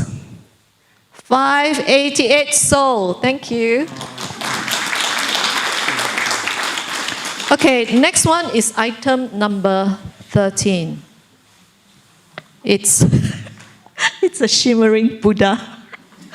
Anusha and I were trying to find ways and means to describe each item. It's the white color one. And we were trying to see what material it's made up of. And we were like, oh, is it marble? No, it's composite. But no, is it plastic? We are not very good at guessing the material. So this is a Buddha Rupa. Okay, the starting bid is $208.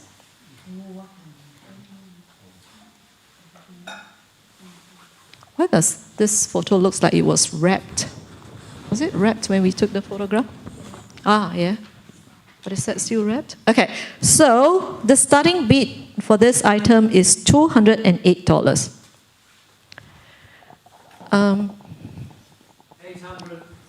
800. Richard is going for $800. At 88. Thank you for humoring me, Richard. $888. Okay, $888. Shimmering Buddha. $888.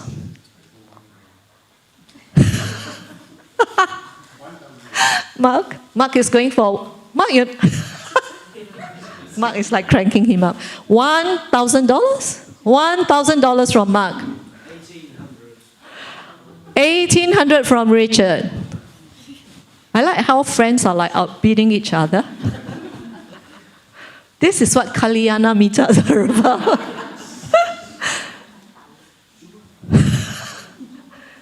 So what was the latest? Oh, okay. 1988. Okay, 1988 going once.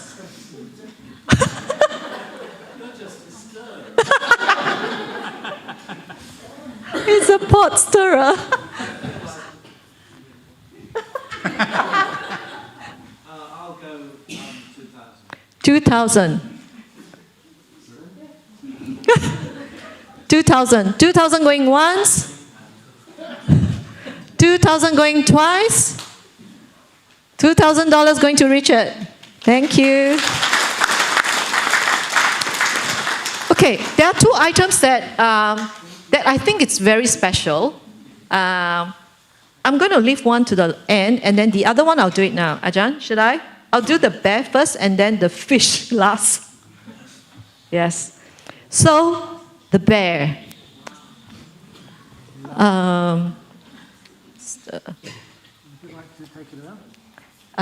you want to show people around? Just hold on to this one.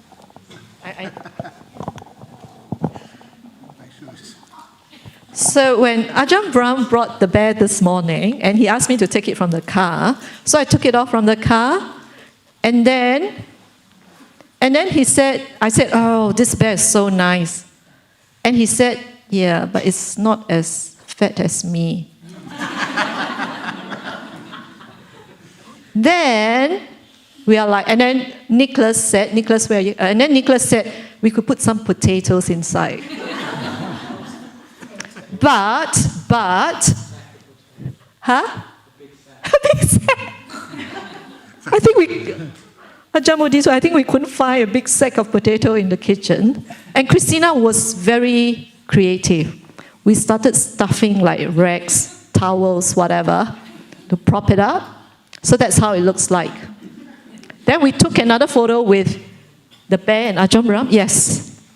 And we thought, not too bad. Oh, and then someone said, no, it's the bear. I think it should be fatter. And I was like, no. Ajahn Brahm has lost some weight. Huh, Ajahn? Yes. Okay, so this bear was donated just a couple of days ago. Correct. And I must say, this is the nicest Ajahn, what did you call it? Bear. Ajahn Bear that I've seen so far.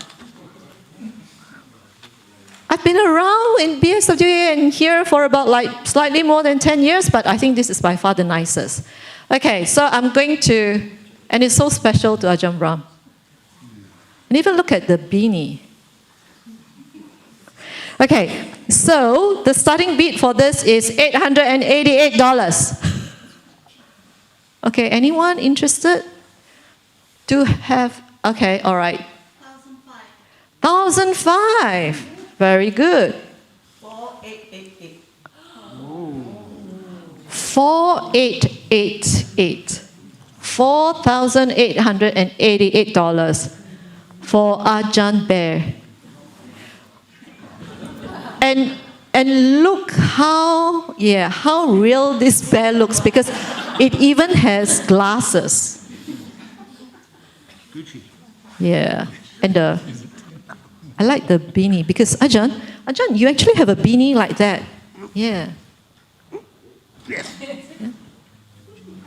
He has a beanie just like that. Okay. So what was it? 4888. Okay, so 4888 going once. Dairy? 5888. Deirdre. Deirdre is going for 5888. 8888. Oh. Wait. The? So 4 8s, right? So it's 8,888. Okay. Ajahn is like 88 cents. Okay? No? Okay. $8,888 going once.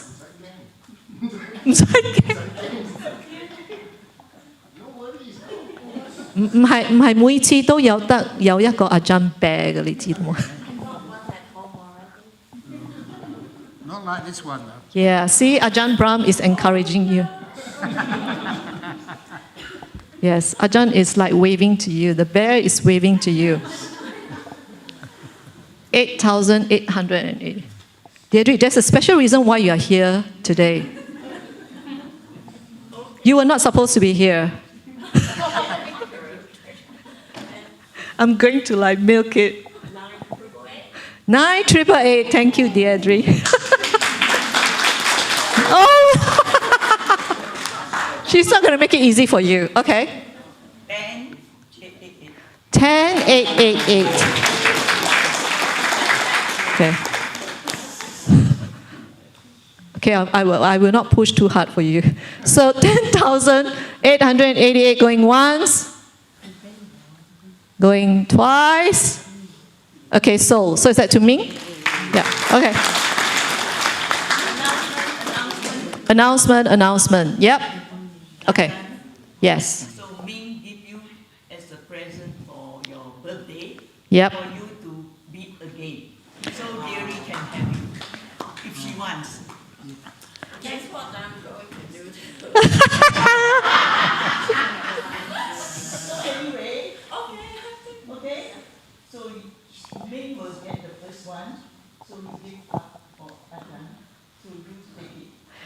But Ajahn maybe he wants to take it. Yeah. Okay. Let me sort this out. Okay. I'm very clear-minded. I just meditated at 5 a.m. this morning, so I'm very clear-minded. So first, yes, I understand.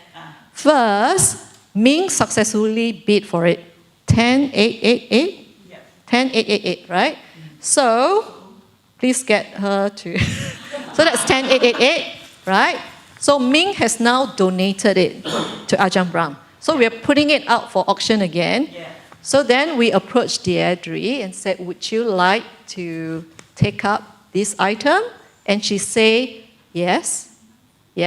So your last bid was 9,888. So Deirdre is also going for the item. It's 9,888. Are we stopping here? Yes? Okay. Okay, good. So the item has actually, is one, oh no, I can't even add now. Okay, it's 9,888 plus 10,888. Okay, very good. 11 and 10. It's about 21. It's about 21K. Okay, thank you. All right, so let's go back to our list. The next one is a wall frame with longevity character. Deirdre, are you going to take this back with you? Yes, of course, and I will donate it again when you are your In Hong Kong. In Hong Kong. In Hong Kong? In Hong Kong. when you approach your 1,000th birthday. Can someone do a quick calculation? 1,000 minus 888 divided by 12? Someone has a calculator? 1,000 minus 888 divided by 12. 83 years, 4 months. How many more years? 83 years, another How many? almost 10 years. No, it shouldn't be 9 another. years, nine and a bit years. Oh, okay. All right. Okay. The next item. No, that's the one you're holding. Okay. So, the prop's coming out. You got to stuff it in. I think it's because Ajahn Brahm is losing weight again. Okay. So this one, it has the Chinese character of longevity, soul. Right? So usually you would give this to someone on the birthday. Usually it's for the, I would say, older people. So like my mom, when she turned 80, I think we gave her something like that, but it was quite big. Yeah, so it's like a wall hanging one. I think this one kind of like rests on the table. So it's something special that people will give to celebrate someone's birthday, an elderly person's birthday.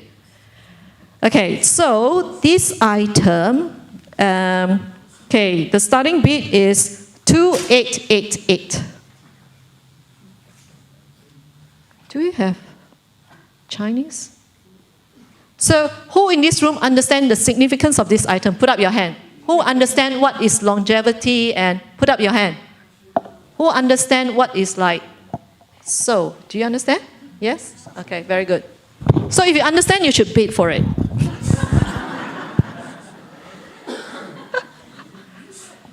Okay.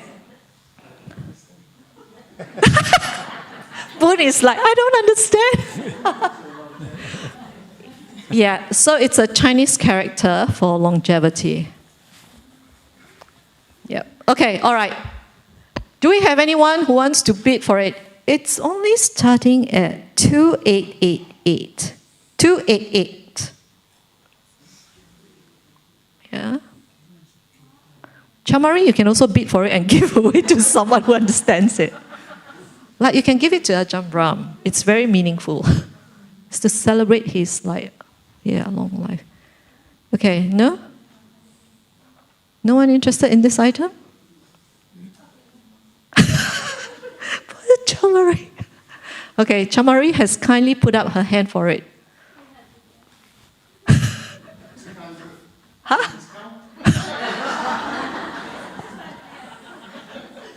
It's like mate discount. Okay, so what, 300? Did you say 300? Okay, $300 going once. Going twice? 388. Very good. 388 going once. 388 going twice. 388 sold. This lady at the back. Kanchana? Okay, there is a pair of golden Buddha statue. No, that's two of them. Yeah, okay, sorry. So we're just doing one. There were two donated. So one of them was actually one of the auction items last year, and the person actually bid $10,000 for that. And after he bid, he decided that he doesn't want this because he donated the money, $10,000, but he decided not to take it because he was starting his own company, and he wanted to put a Buddha Rupa in his office, but he said it doesn't look good because it's like golden, like shining, and so in the end, he took one of our Buddha Rupas that we sold in the library for like, I don't know, $25 or something. But yeah, he donated $10,000. And then, when we were going through the items last night, we found that there was another one. So there's actually two. Anyway, so this item is going for, I put 2. Okay, so it should be 2,888. So this item is going for 2,888. You're getting it for steal. Last year it was $10,000. Someone said it's gold-plated. I'm not sure. I don't know. I don't want to say it's gold-plated and then someone found it's not gold-plated. Okay, so this gold-looking Buddha statue is going for 2,888. Okay, so anyone? We've got a few of the.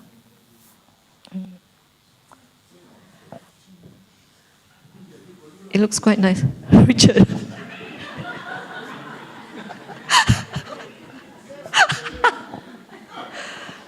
Okay, 288. Anyone interested in this golden Buddha statue?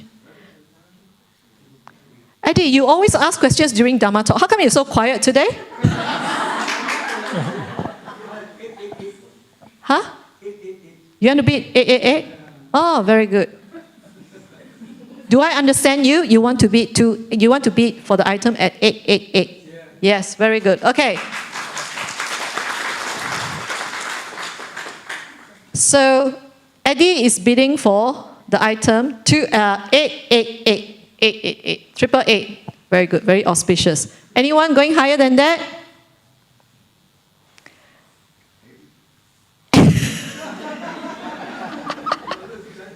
Mark is really the pot stirrer. 888 going once. Going twice. Okay, that's sold to Eddie. Thank you, Eddie. Okay, next one is the pineapple soup.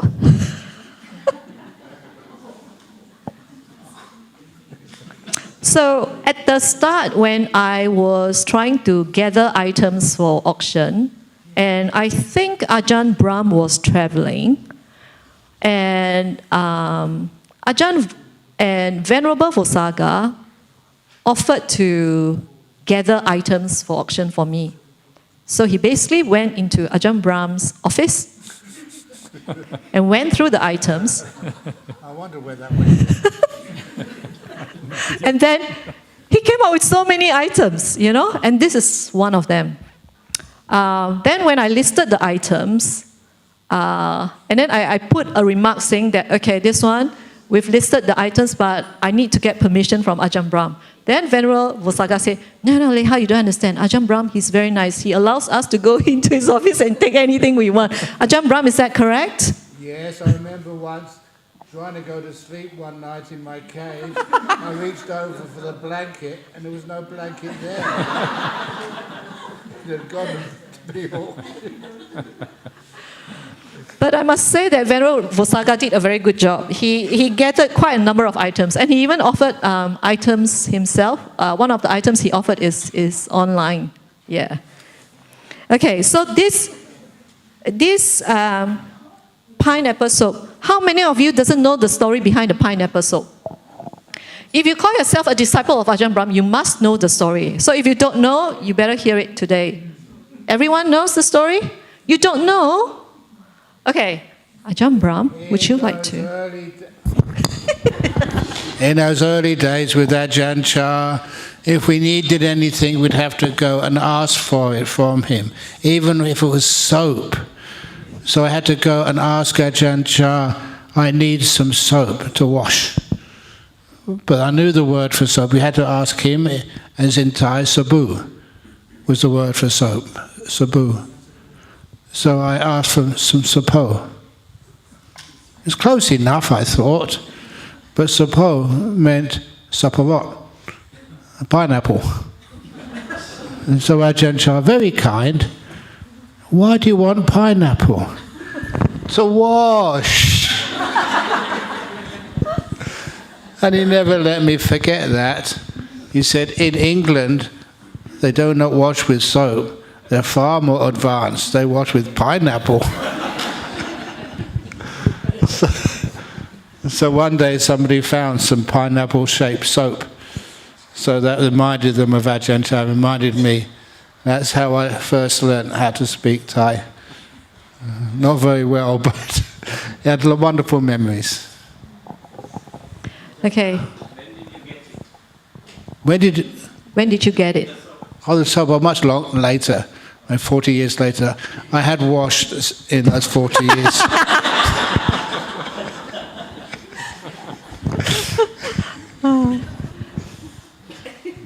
But I think this was given to Ajahn Brahm for a while now, a few years. We actually auctioned this item before. Oh, yes. Yeah, and then it got donated. Yep. Okay, all right. So, if you want a part of Ajahn Brahm's history, then you should own the soap. So we are starting the bid at $88. $88 for a piece of Ajahn Brahm's history. That's quite cheap. Okay, anyone going for the pineapple soap? Mark. 188. Okay. 188 for the pineapple soap. It was quite funny because last night there were so many items we were busy going through, and I was like, yeah, and then this soap, and I think I was, yeah, and then I said banana soap. Yeah, but it's pineapple. I assure you it's pineapple, even though it's still yellow. Okay, what? 288. Are you outbidding yourself, Mark? Chamari, 400. Okay, $400 for the pineapple soap. $400 going once.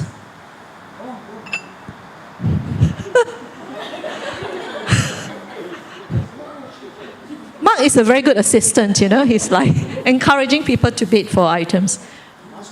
What was the last bid? $400? $400 going once?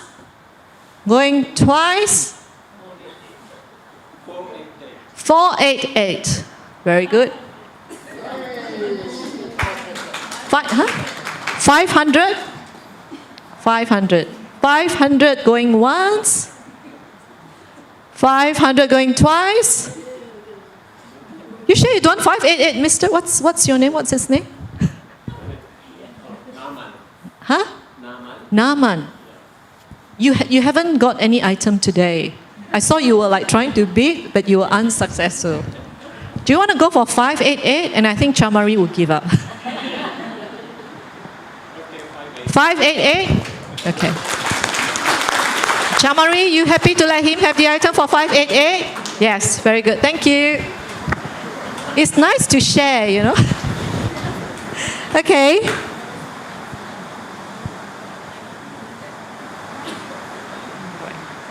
Okay, all right. Pineapple soap. The next one is,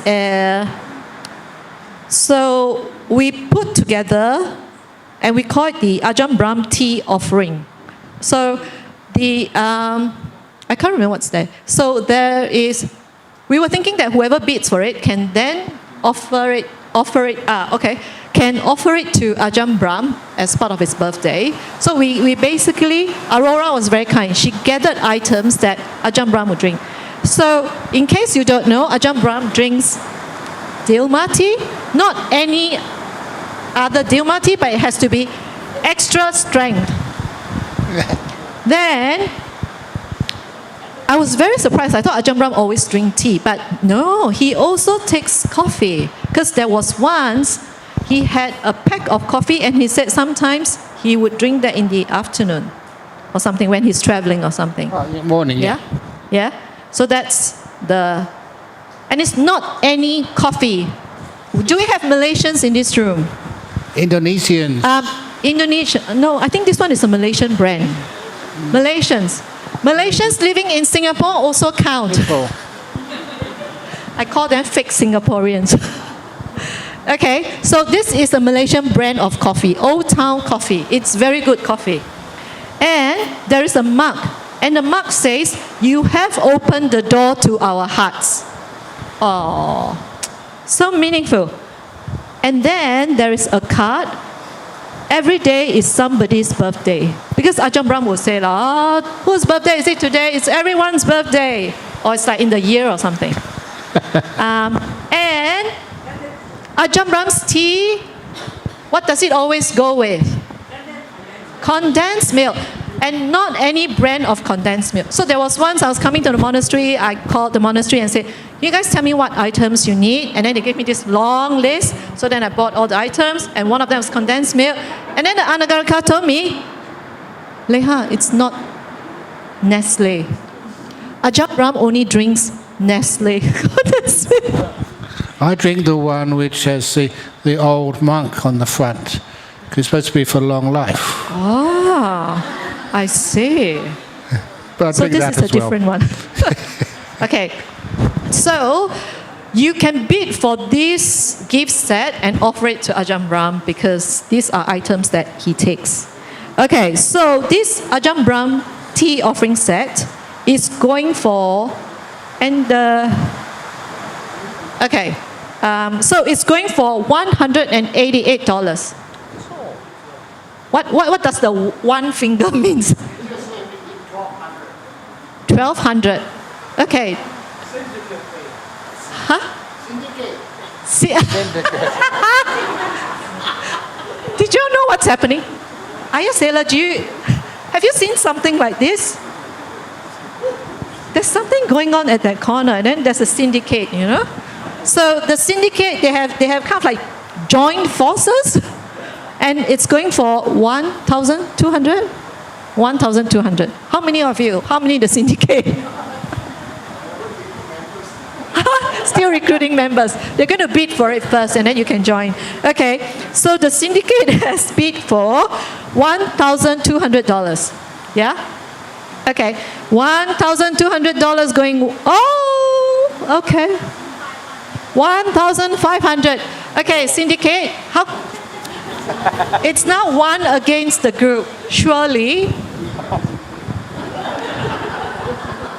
Wait. I see the Thai people are quite quiet. Cindy, are you part of that syndicate? No? So, okay. It's very good because we have an international group, Ajahn. Yeah? You're always very proud of the fact that your supporters are international. Look at that corner. I can see Sri Lankans, Aussie, Mark, you're Aussie or Singaporean, I don't know. Cindy is Thai, mix. And we have Sri Lankan, we've got Eddie, Malaysian. See? And they can all be good friends and join forces and bid for the same item. Okay, so what was the last bid? 1,500? Okay. Okay, the syndicate is discussing. Because it's a syndicate, it takes longer time to come to an agreement. 1,600. Okay, 1,600 going once. 1,600 going twice. 1,688. Okay, 1,688 going once. 1,688 going twice. Syndicate got busted. Okay, so 1,688 going to the lady over there. Thank you. Okay, so next we have item number 18, which is the other Ajahn Brahm's figurine. We didn't know what to call it, so we call it the youthful Ajahn Brahm figurine. You know, we're not very creative with descriptions. So, but it's a very cute looking Ajahn Brahm's figurine. Maybe, Ajahn, at what age did you become a monk? 21? 23. 23. Now this even looks younger than 23. Yeah. But it also has that Ajahn Brahm's signature beanie. Yeah, it's so nice. And I like how Ajahn Brahm's figurines always have glasses. Yeah. Okay, all right. So much for looking at the figurine. The starting bid, and I think this was actually one of the auction items in the past as well. So someone would have donated it again. So this item is going for $488. Starting bid. Can I ask the question? Yes, you can. Did the beanie come with the original statue? Or? Yes. Yeah. So usually when they do the figurine, and that's when, and I don't even know who donated it. Because, yeah, so this is not a figurine that, they purposely made this figurine to look like Ajahn Brahm. And that's why it even has, is that alms bowl? Or a donation box, whatever. Okay, so $488. Oh my gosh, we're just like halfway through. And I've only got 20 more minutes to go. We might have to... Okay, anyone interested in this item? $488.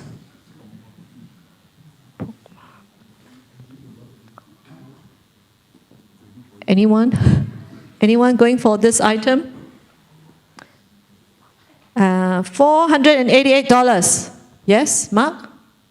You bidding for someone? You putting up your hand to ask a question? 488. Okay.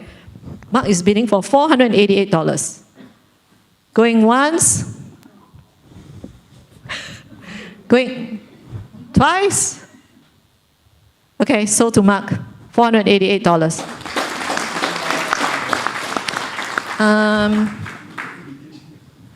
Okay, all right. Next item. Next item is the singing bowl. Okay, maybe we should get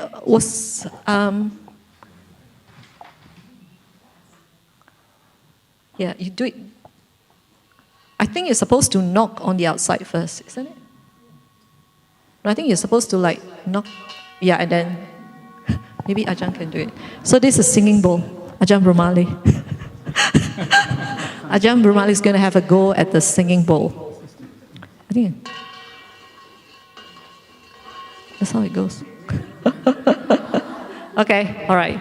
Rose, you can take it and you can. Oh,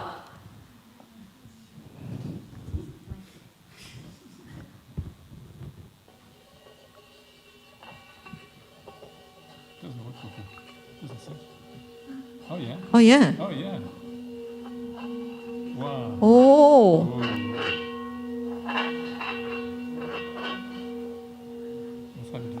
Wow. That is a master at work.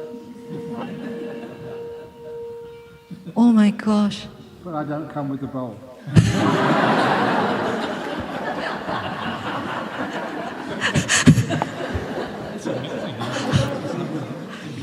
Okay, this is a very special bowl. It has been touched by two Ajahns, you know.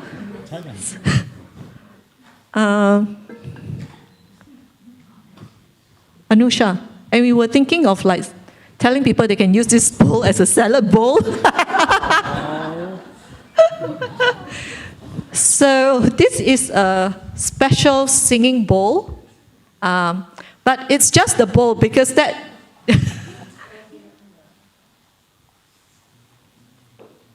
Yeah, the person who used to own this bowl was doing what?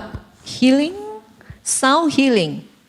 And that's why, yeah, Ajahn Brahm could do it. Like, so they use the sound that is generated from the bowl for healing.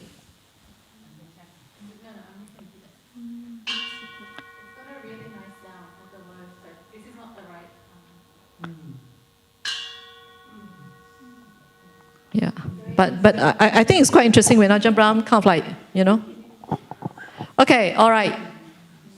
This is only going for $88, but actually being touched by Ajahn Brahm, I didn't think it's like only $88. But anyway, I have it on my list as $88. So I'm going to start with $88. Boon, $88. Huh? Boon said $88. So you have to go a lot high. Kanchana, $200 over there.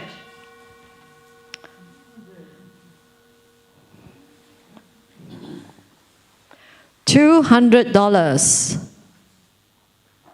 Eddie, you interested in that item? I have many, I like both, I got many now. Ah, you can add another one. Okay, $200. Okay, Claudia. $300. Yes. $300. $300 going once. Yeah.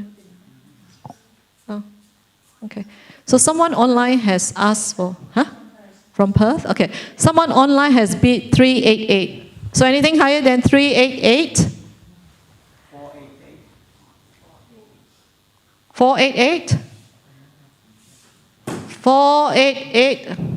488 going once. 488 going twice. Anusha is waiting for the online person. Let me see what's the next item. Boon. 500. Boon, do you understand I've been using 88 the whole time? Okay, 588. 588, thank you. Boon knows me well. He knows I'm very pushy. 588. 588 going once.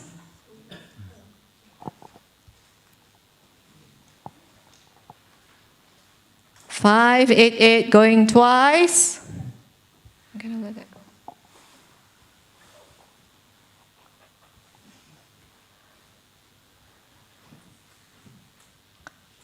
Okay, just give Anusha a minute. Rose in 688. 688. Boon, you want to compete? No? Okay, so the person confirmed 688? Okay, 688. Anyone wants to bid? 888. 888 going once. 888 going twice. 8. I don't have all day. I have another 15 minutes. In fact, it's 5 minutes for us to do the meditation. Huh? Okay, so that's sold. How much was it? 888. Thank you.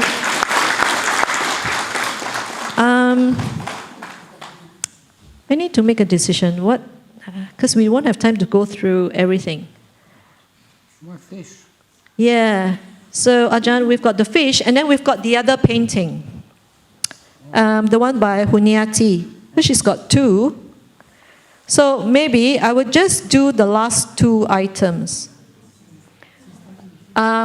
So what we'll do, I'm just going to do the last 2 items. One is the fish, and the other one is the other Ajahn Brahm's painting, because that was donated by Hunyati.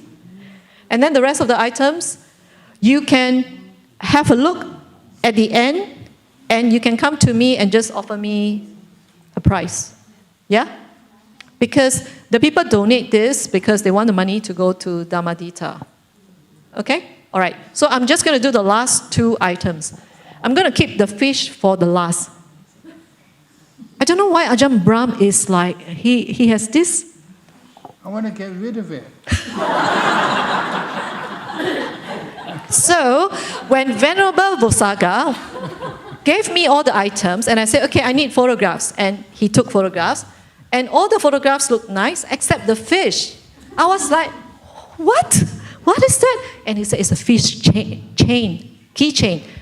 I was like, but the photograph is not very sharp, and I don't want to post it, you know? So, and then he tried, and he said, no, that's the best I could do. And I was like, oh.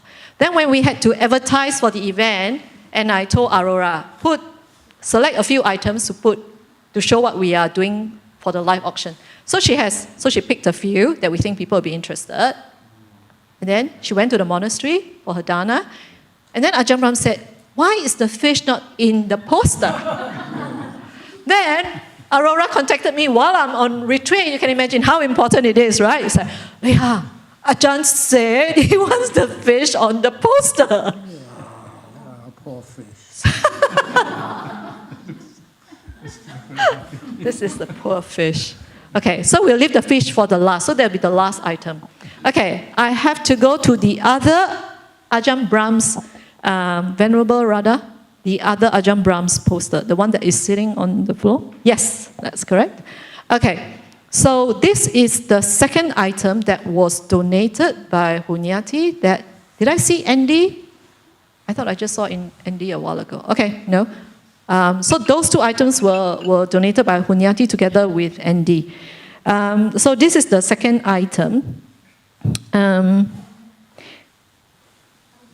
Okay, so this one, same thing. The cost of the painting plus the frame is already $2,000. So the starting bid for this item will be $2,088 because Hunyati said I should not have any bid lower than that. So anyone interested? I understand that he's a very famous painter. And I was told that with the A.E. Pasiko group that they ever auction his paintings and they fetch like 5 figures, like $10,000 or something. That's with the John Curtin medal. Huh? That's the John Curtin medal. Oh, that's why I was wondering what that is. Okay, all right. The John Curtin medal. Okay, that's good. Okay, all right. So anyone interested to bid for that item, for the painting? Again, imagine Ajahn Brahm sitting in your house. For sure you will practice, right? Every day you meditate, you read your suttas.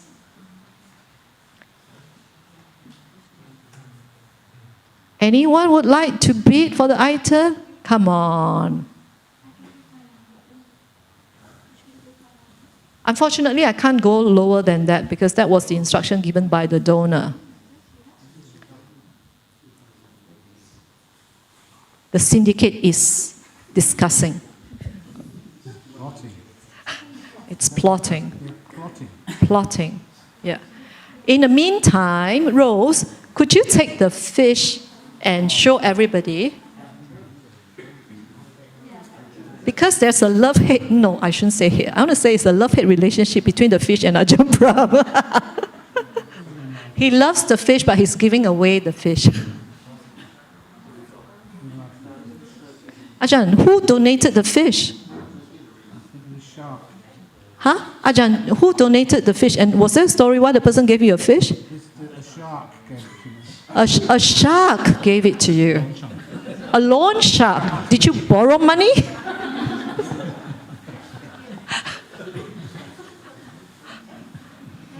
Okay. $2,088. $2,000 eight.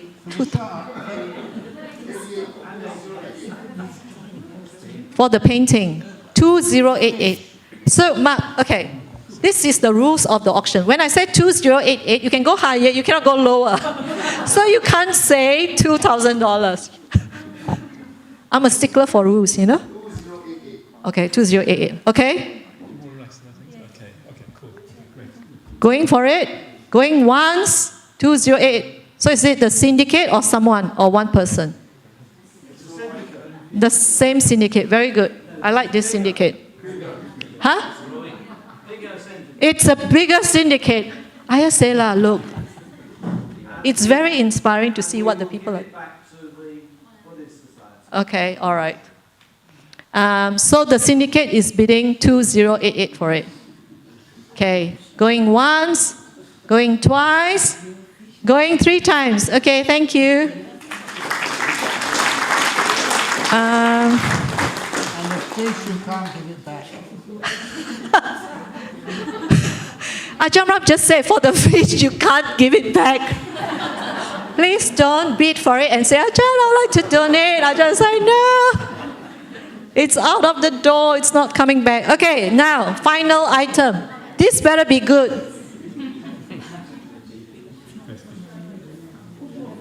Okay, all right. Rose asked me if I want to touch the fish. I would have nightmare, you know.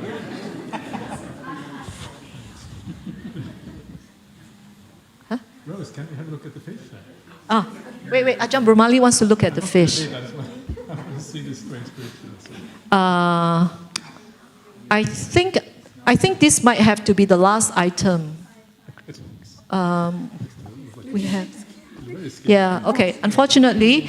Okay. So everyone, listen up. Are you all listening? So this fish has. Did you see the video that Ajahn Brahm made? We decided. So usually for Ajahn Brahm's auction, we would ask him to do a video. But because we had a Dhammadhita fundraising earlier this year, and he did a video, so then I decided I would not ask Ajahn to do another video. But Venerable Vosaka was very nice. He was like, Leha, we should ask him. And I'm like, no, I don't think so. And he's like, what if I ask and if he wants to do it? I said, okay. And then Ajahn Brahm did the video. Okay, put up your hands. How many of you saw the video that we posted on the online auction? How many did not see it? Okay, I would encourage you, if you didn't see it, I can guarantee you, if you're sitting on the chair, you would fall off your chair. Because it is so cute. He did it in his cave. And he had all these like soft toys next to him. There was a parrot. What else was there? So many things. Chewbacca was there. And the fish was there too. And he was like,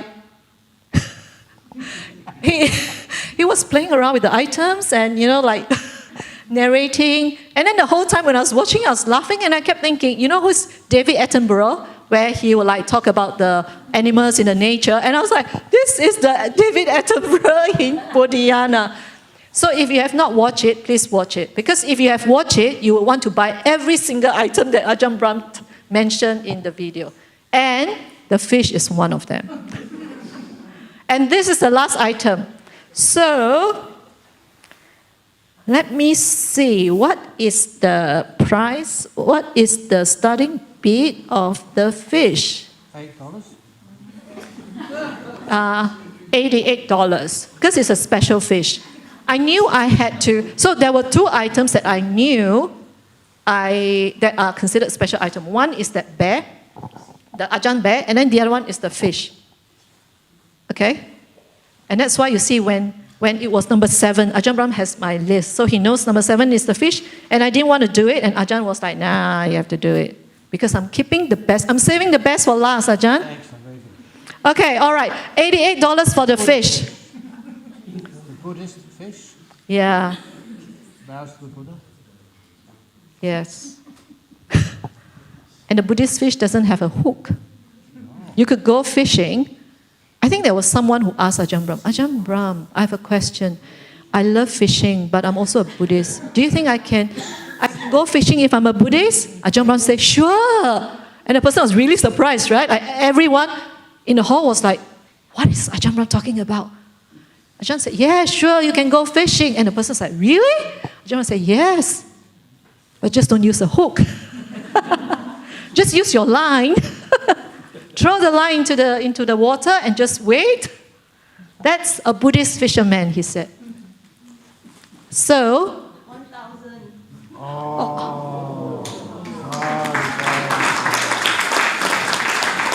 wow. Was that Christina? Okay. He's so happy. It's a happy fish now. Okay, happy fish going for $1,000. Going once. Okay, I go for 1,888. Wow. Serena is going for 1,888. 1,888 going once.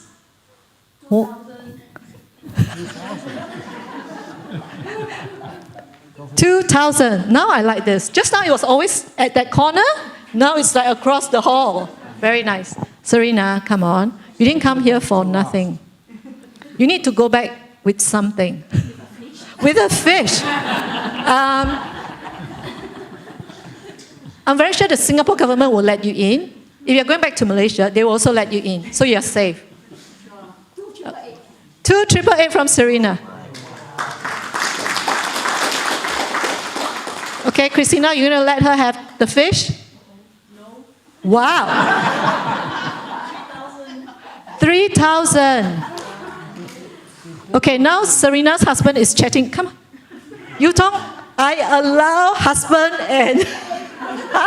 What? Yeah. Because she's the caretaker and we are in her property. We are on her property so she can do whatever she wants. Okay, Yutong, did you want to advise your wife as to what she should be doing for her take her next course of action? 3,888. Okay, 3,888. She can have it. Okay. Okay, so the fish is going to Serena. It's very meaningful. Okay, so with this... You donate to Ajahn Brahm, not to me, but to Ajahn Brahm. Huh? Oh, 59796. Okay. Okay. Anusha has been adding up. I'm not very good with my math, as you can see. She has added up what we have collected so far from this auction is 59796. So how much more to make up to 60,000? 204. 204. Serena, can we just add 204 to the fish? Yes. Thank you. Okay, so with today's auction, we actually raised $60,000. Thank you, everyone. Thank you for your generosity. Okay, so with this, okay, just to remind everyone, so the next item would be for Ajahn Brahmali to do the Metta meditation. Then we will close this event, but we have the head shaving that is going on just outside the dining hall. And the rest of the items that we didn't have time to sell, we would leave it on the table, and then you can have a look, and you can just come to me and offer a price, because the donor have already donated those items to us. And we try not to keep items for the next year, and we don't know what we're going to do next year as well. Yeah? Okay, anyone has any questions? Everyone happy with the outcome? The syndicate still going well? Still friends? Okay, all right. Yeah, okay. So for those people who have bid for the item, we will give you the bank account details, and then you can transfer the money, and then you can collect the items. Yep. Okay, all right. So with that, I will hand that over to Ajahn Brahmali to do the Metta meditation. Then after that, we will do the head shaving.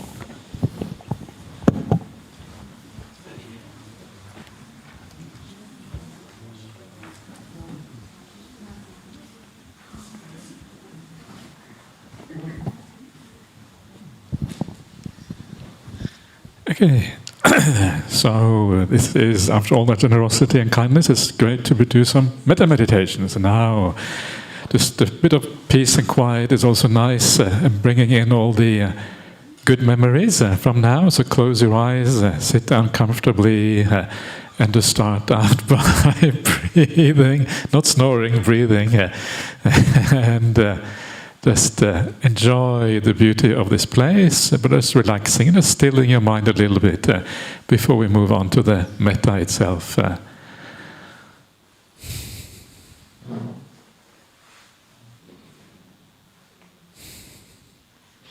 What a wonderful thing it is to have a place like Jhana Grove where we can meet together at all kinds of auspicious occasions and do fun but meaningful things together. Things that are spiritual but fun at the same time. What a marvelous thing that is.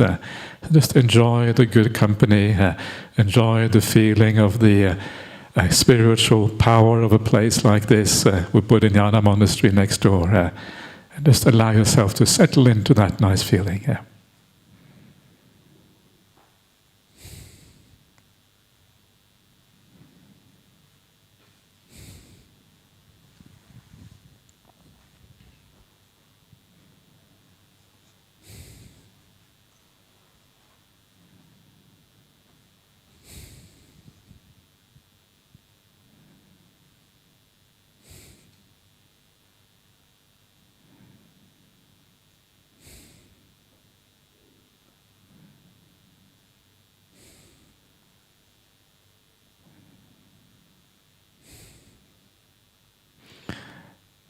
And then as your mind calms down just a little bit, and just bring to mind all the marvelous qualities of some of the great teachers we have, like Ajahn Brahm.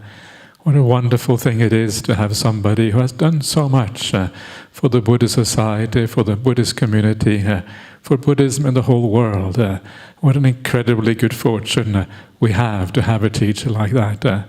So bring to mind some of those beautiful qualities, a sense of gratitude for all the hard work that lies behind everything we have succeeded at the Buddhist society.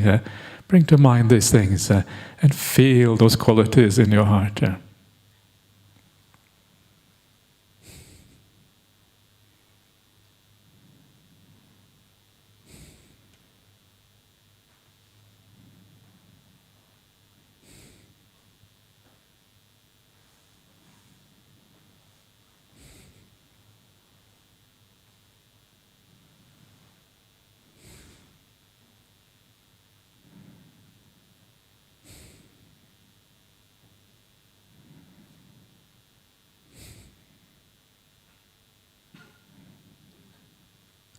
And as you start to feel those powerful spiritual qualities, at least a little bit within yourself, now is the time to wish Ajahn Brahm happiness on his birthday. Dear Ajahn Brahm, coming from your heart, may you be well and happy.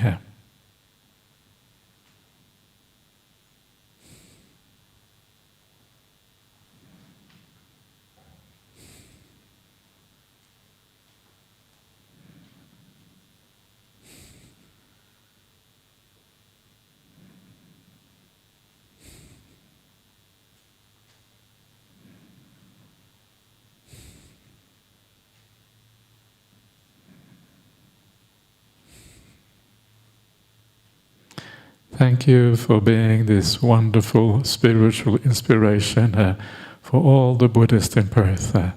May you be well and happy here.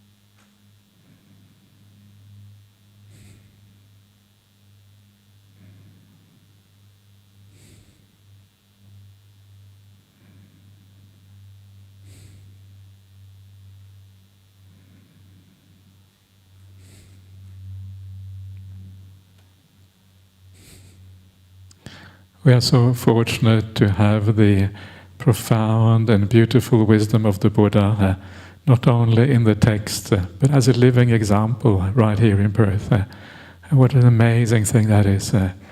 Dear Ajahn Brahm, may you be well and happy.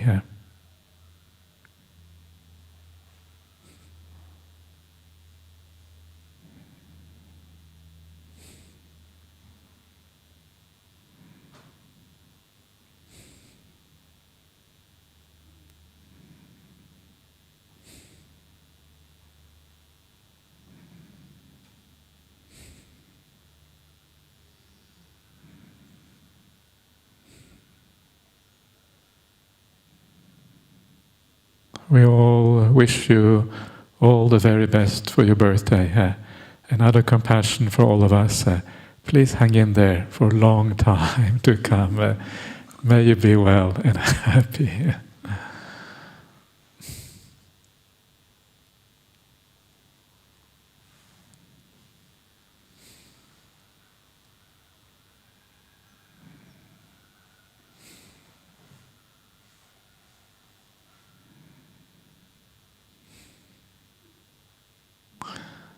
Okay, so that is the end of the short meditation. Sadhu, sadhu, sadhu.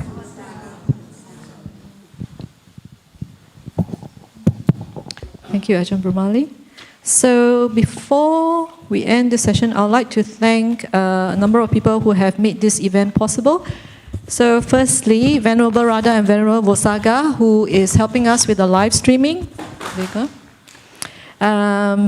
And then I have quite a number of people who helped to set up the hall last night and today. Prem, Anusha, I don't know who else is involved, but you know who you are. Thanks for helping to set it up.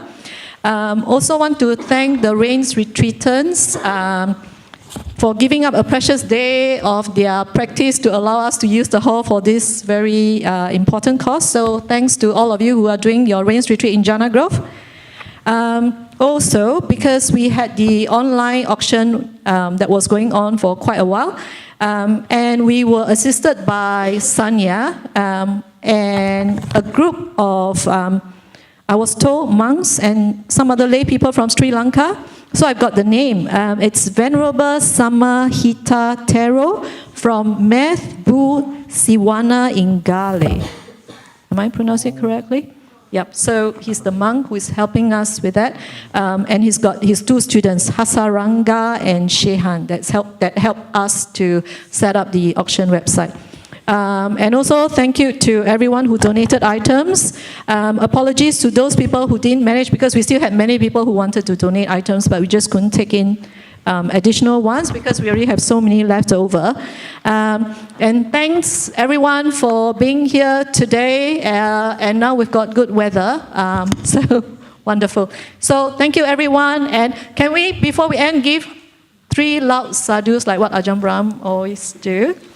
Sadhu, sadhu, sadhu. You have a long, long life, Ajahn.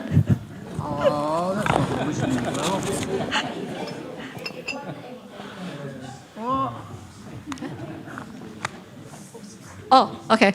And we've got the books to give away. So Ajahn Brahm announced at the start, so you can come and pick up a copy.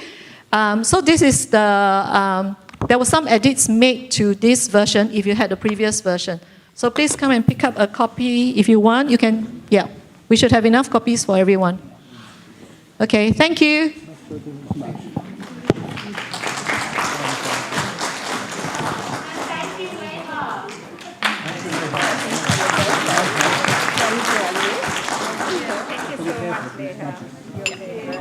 Careful, sir. Keep it open so it's smudged.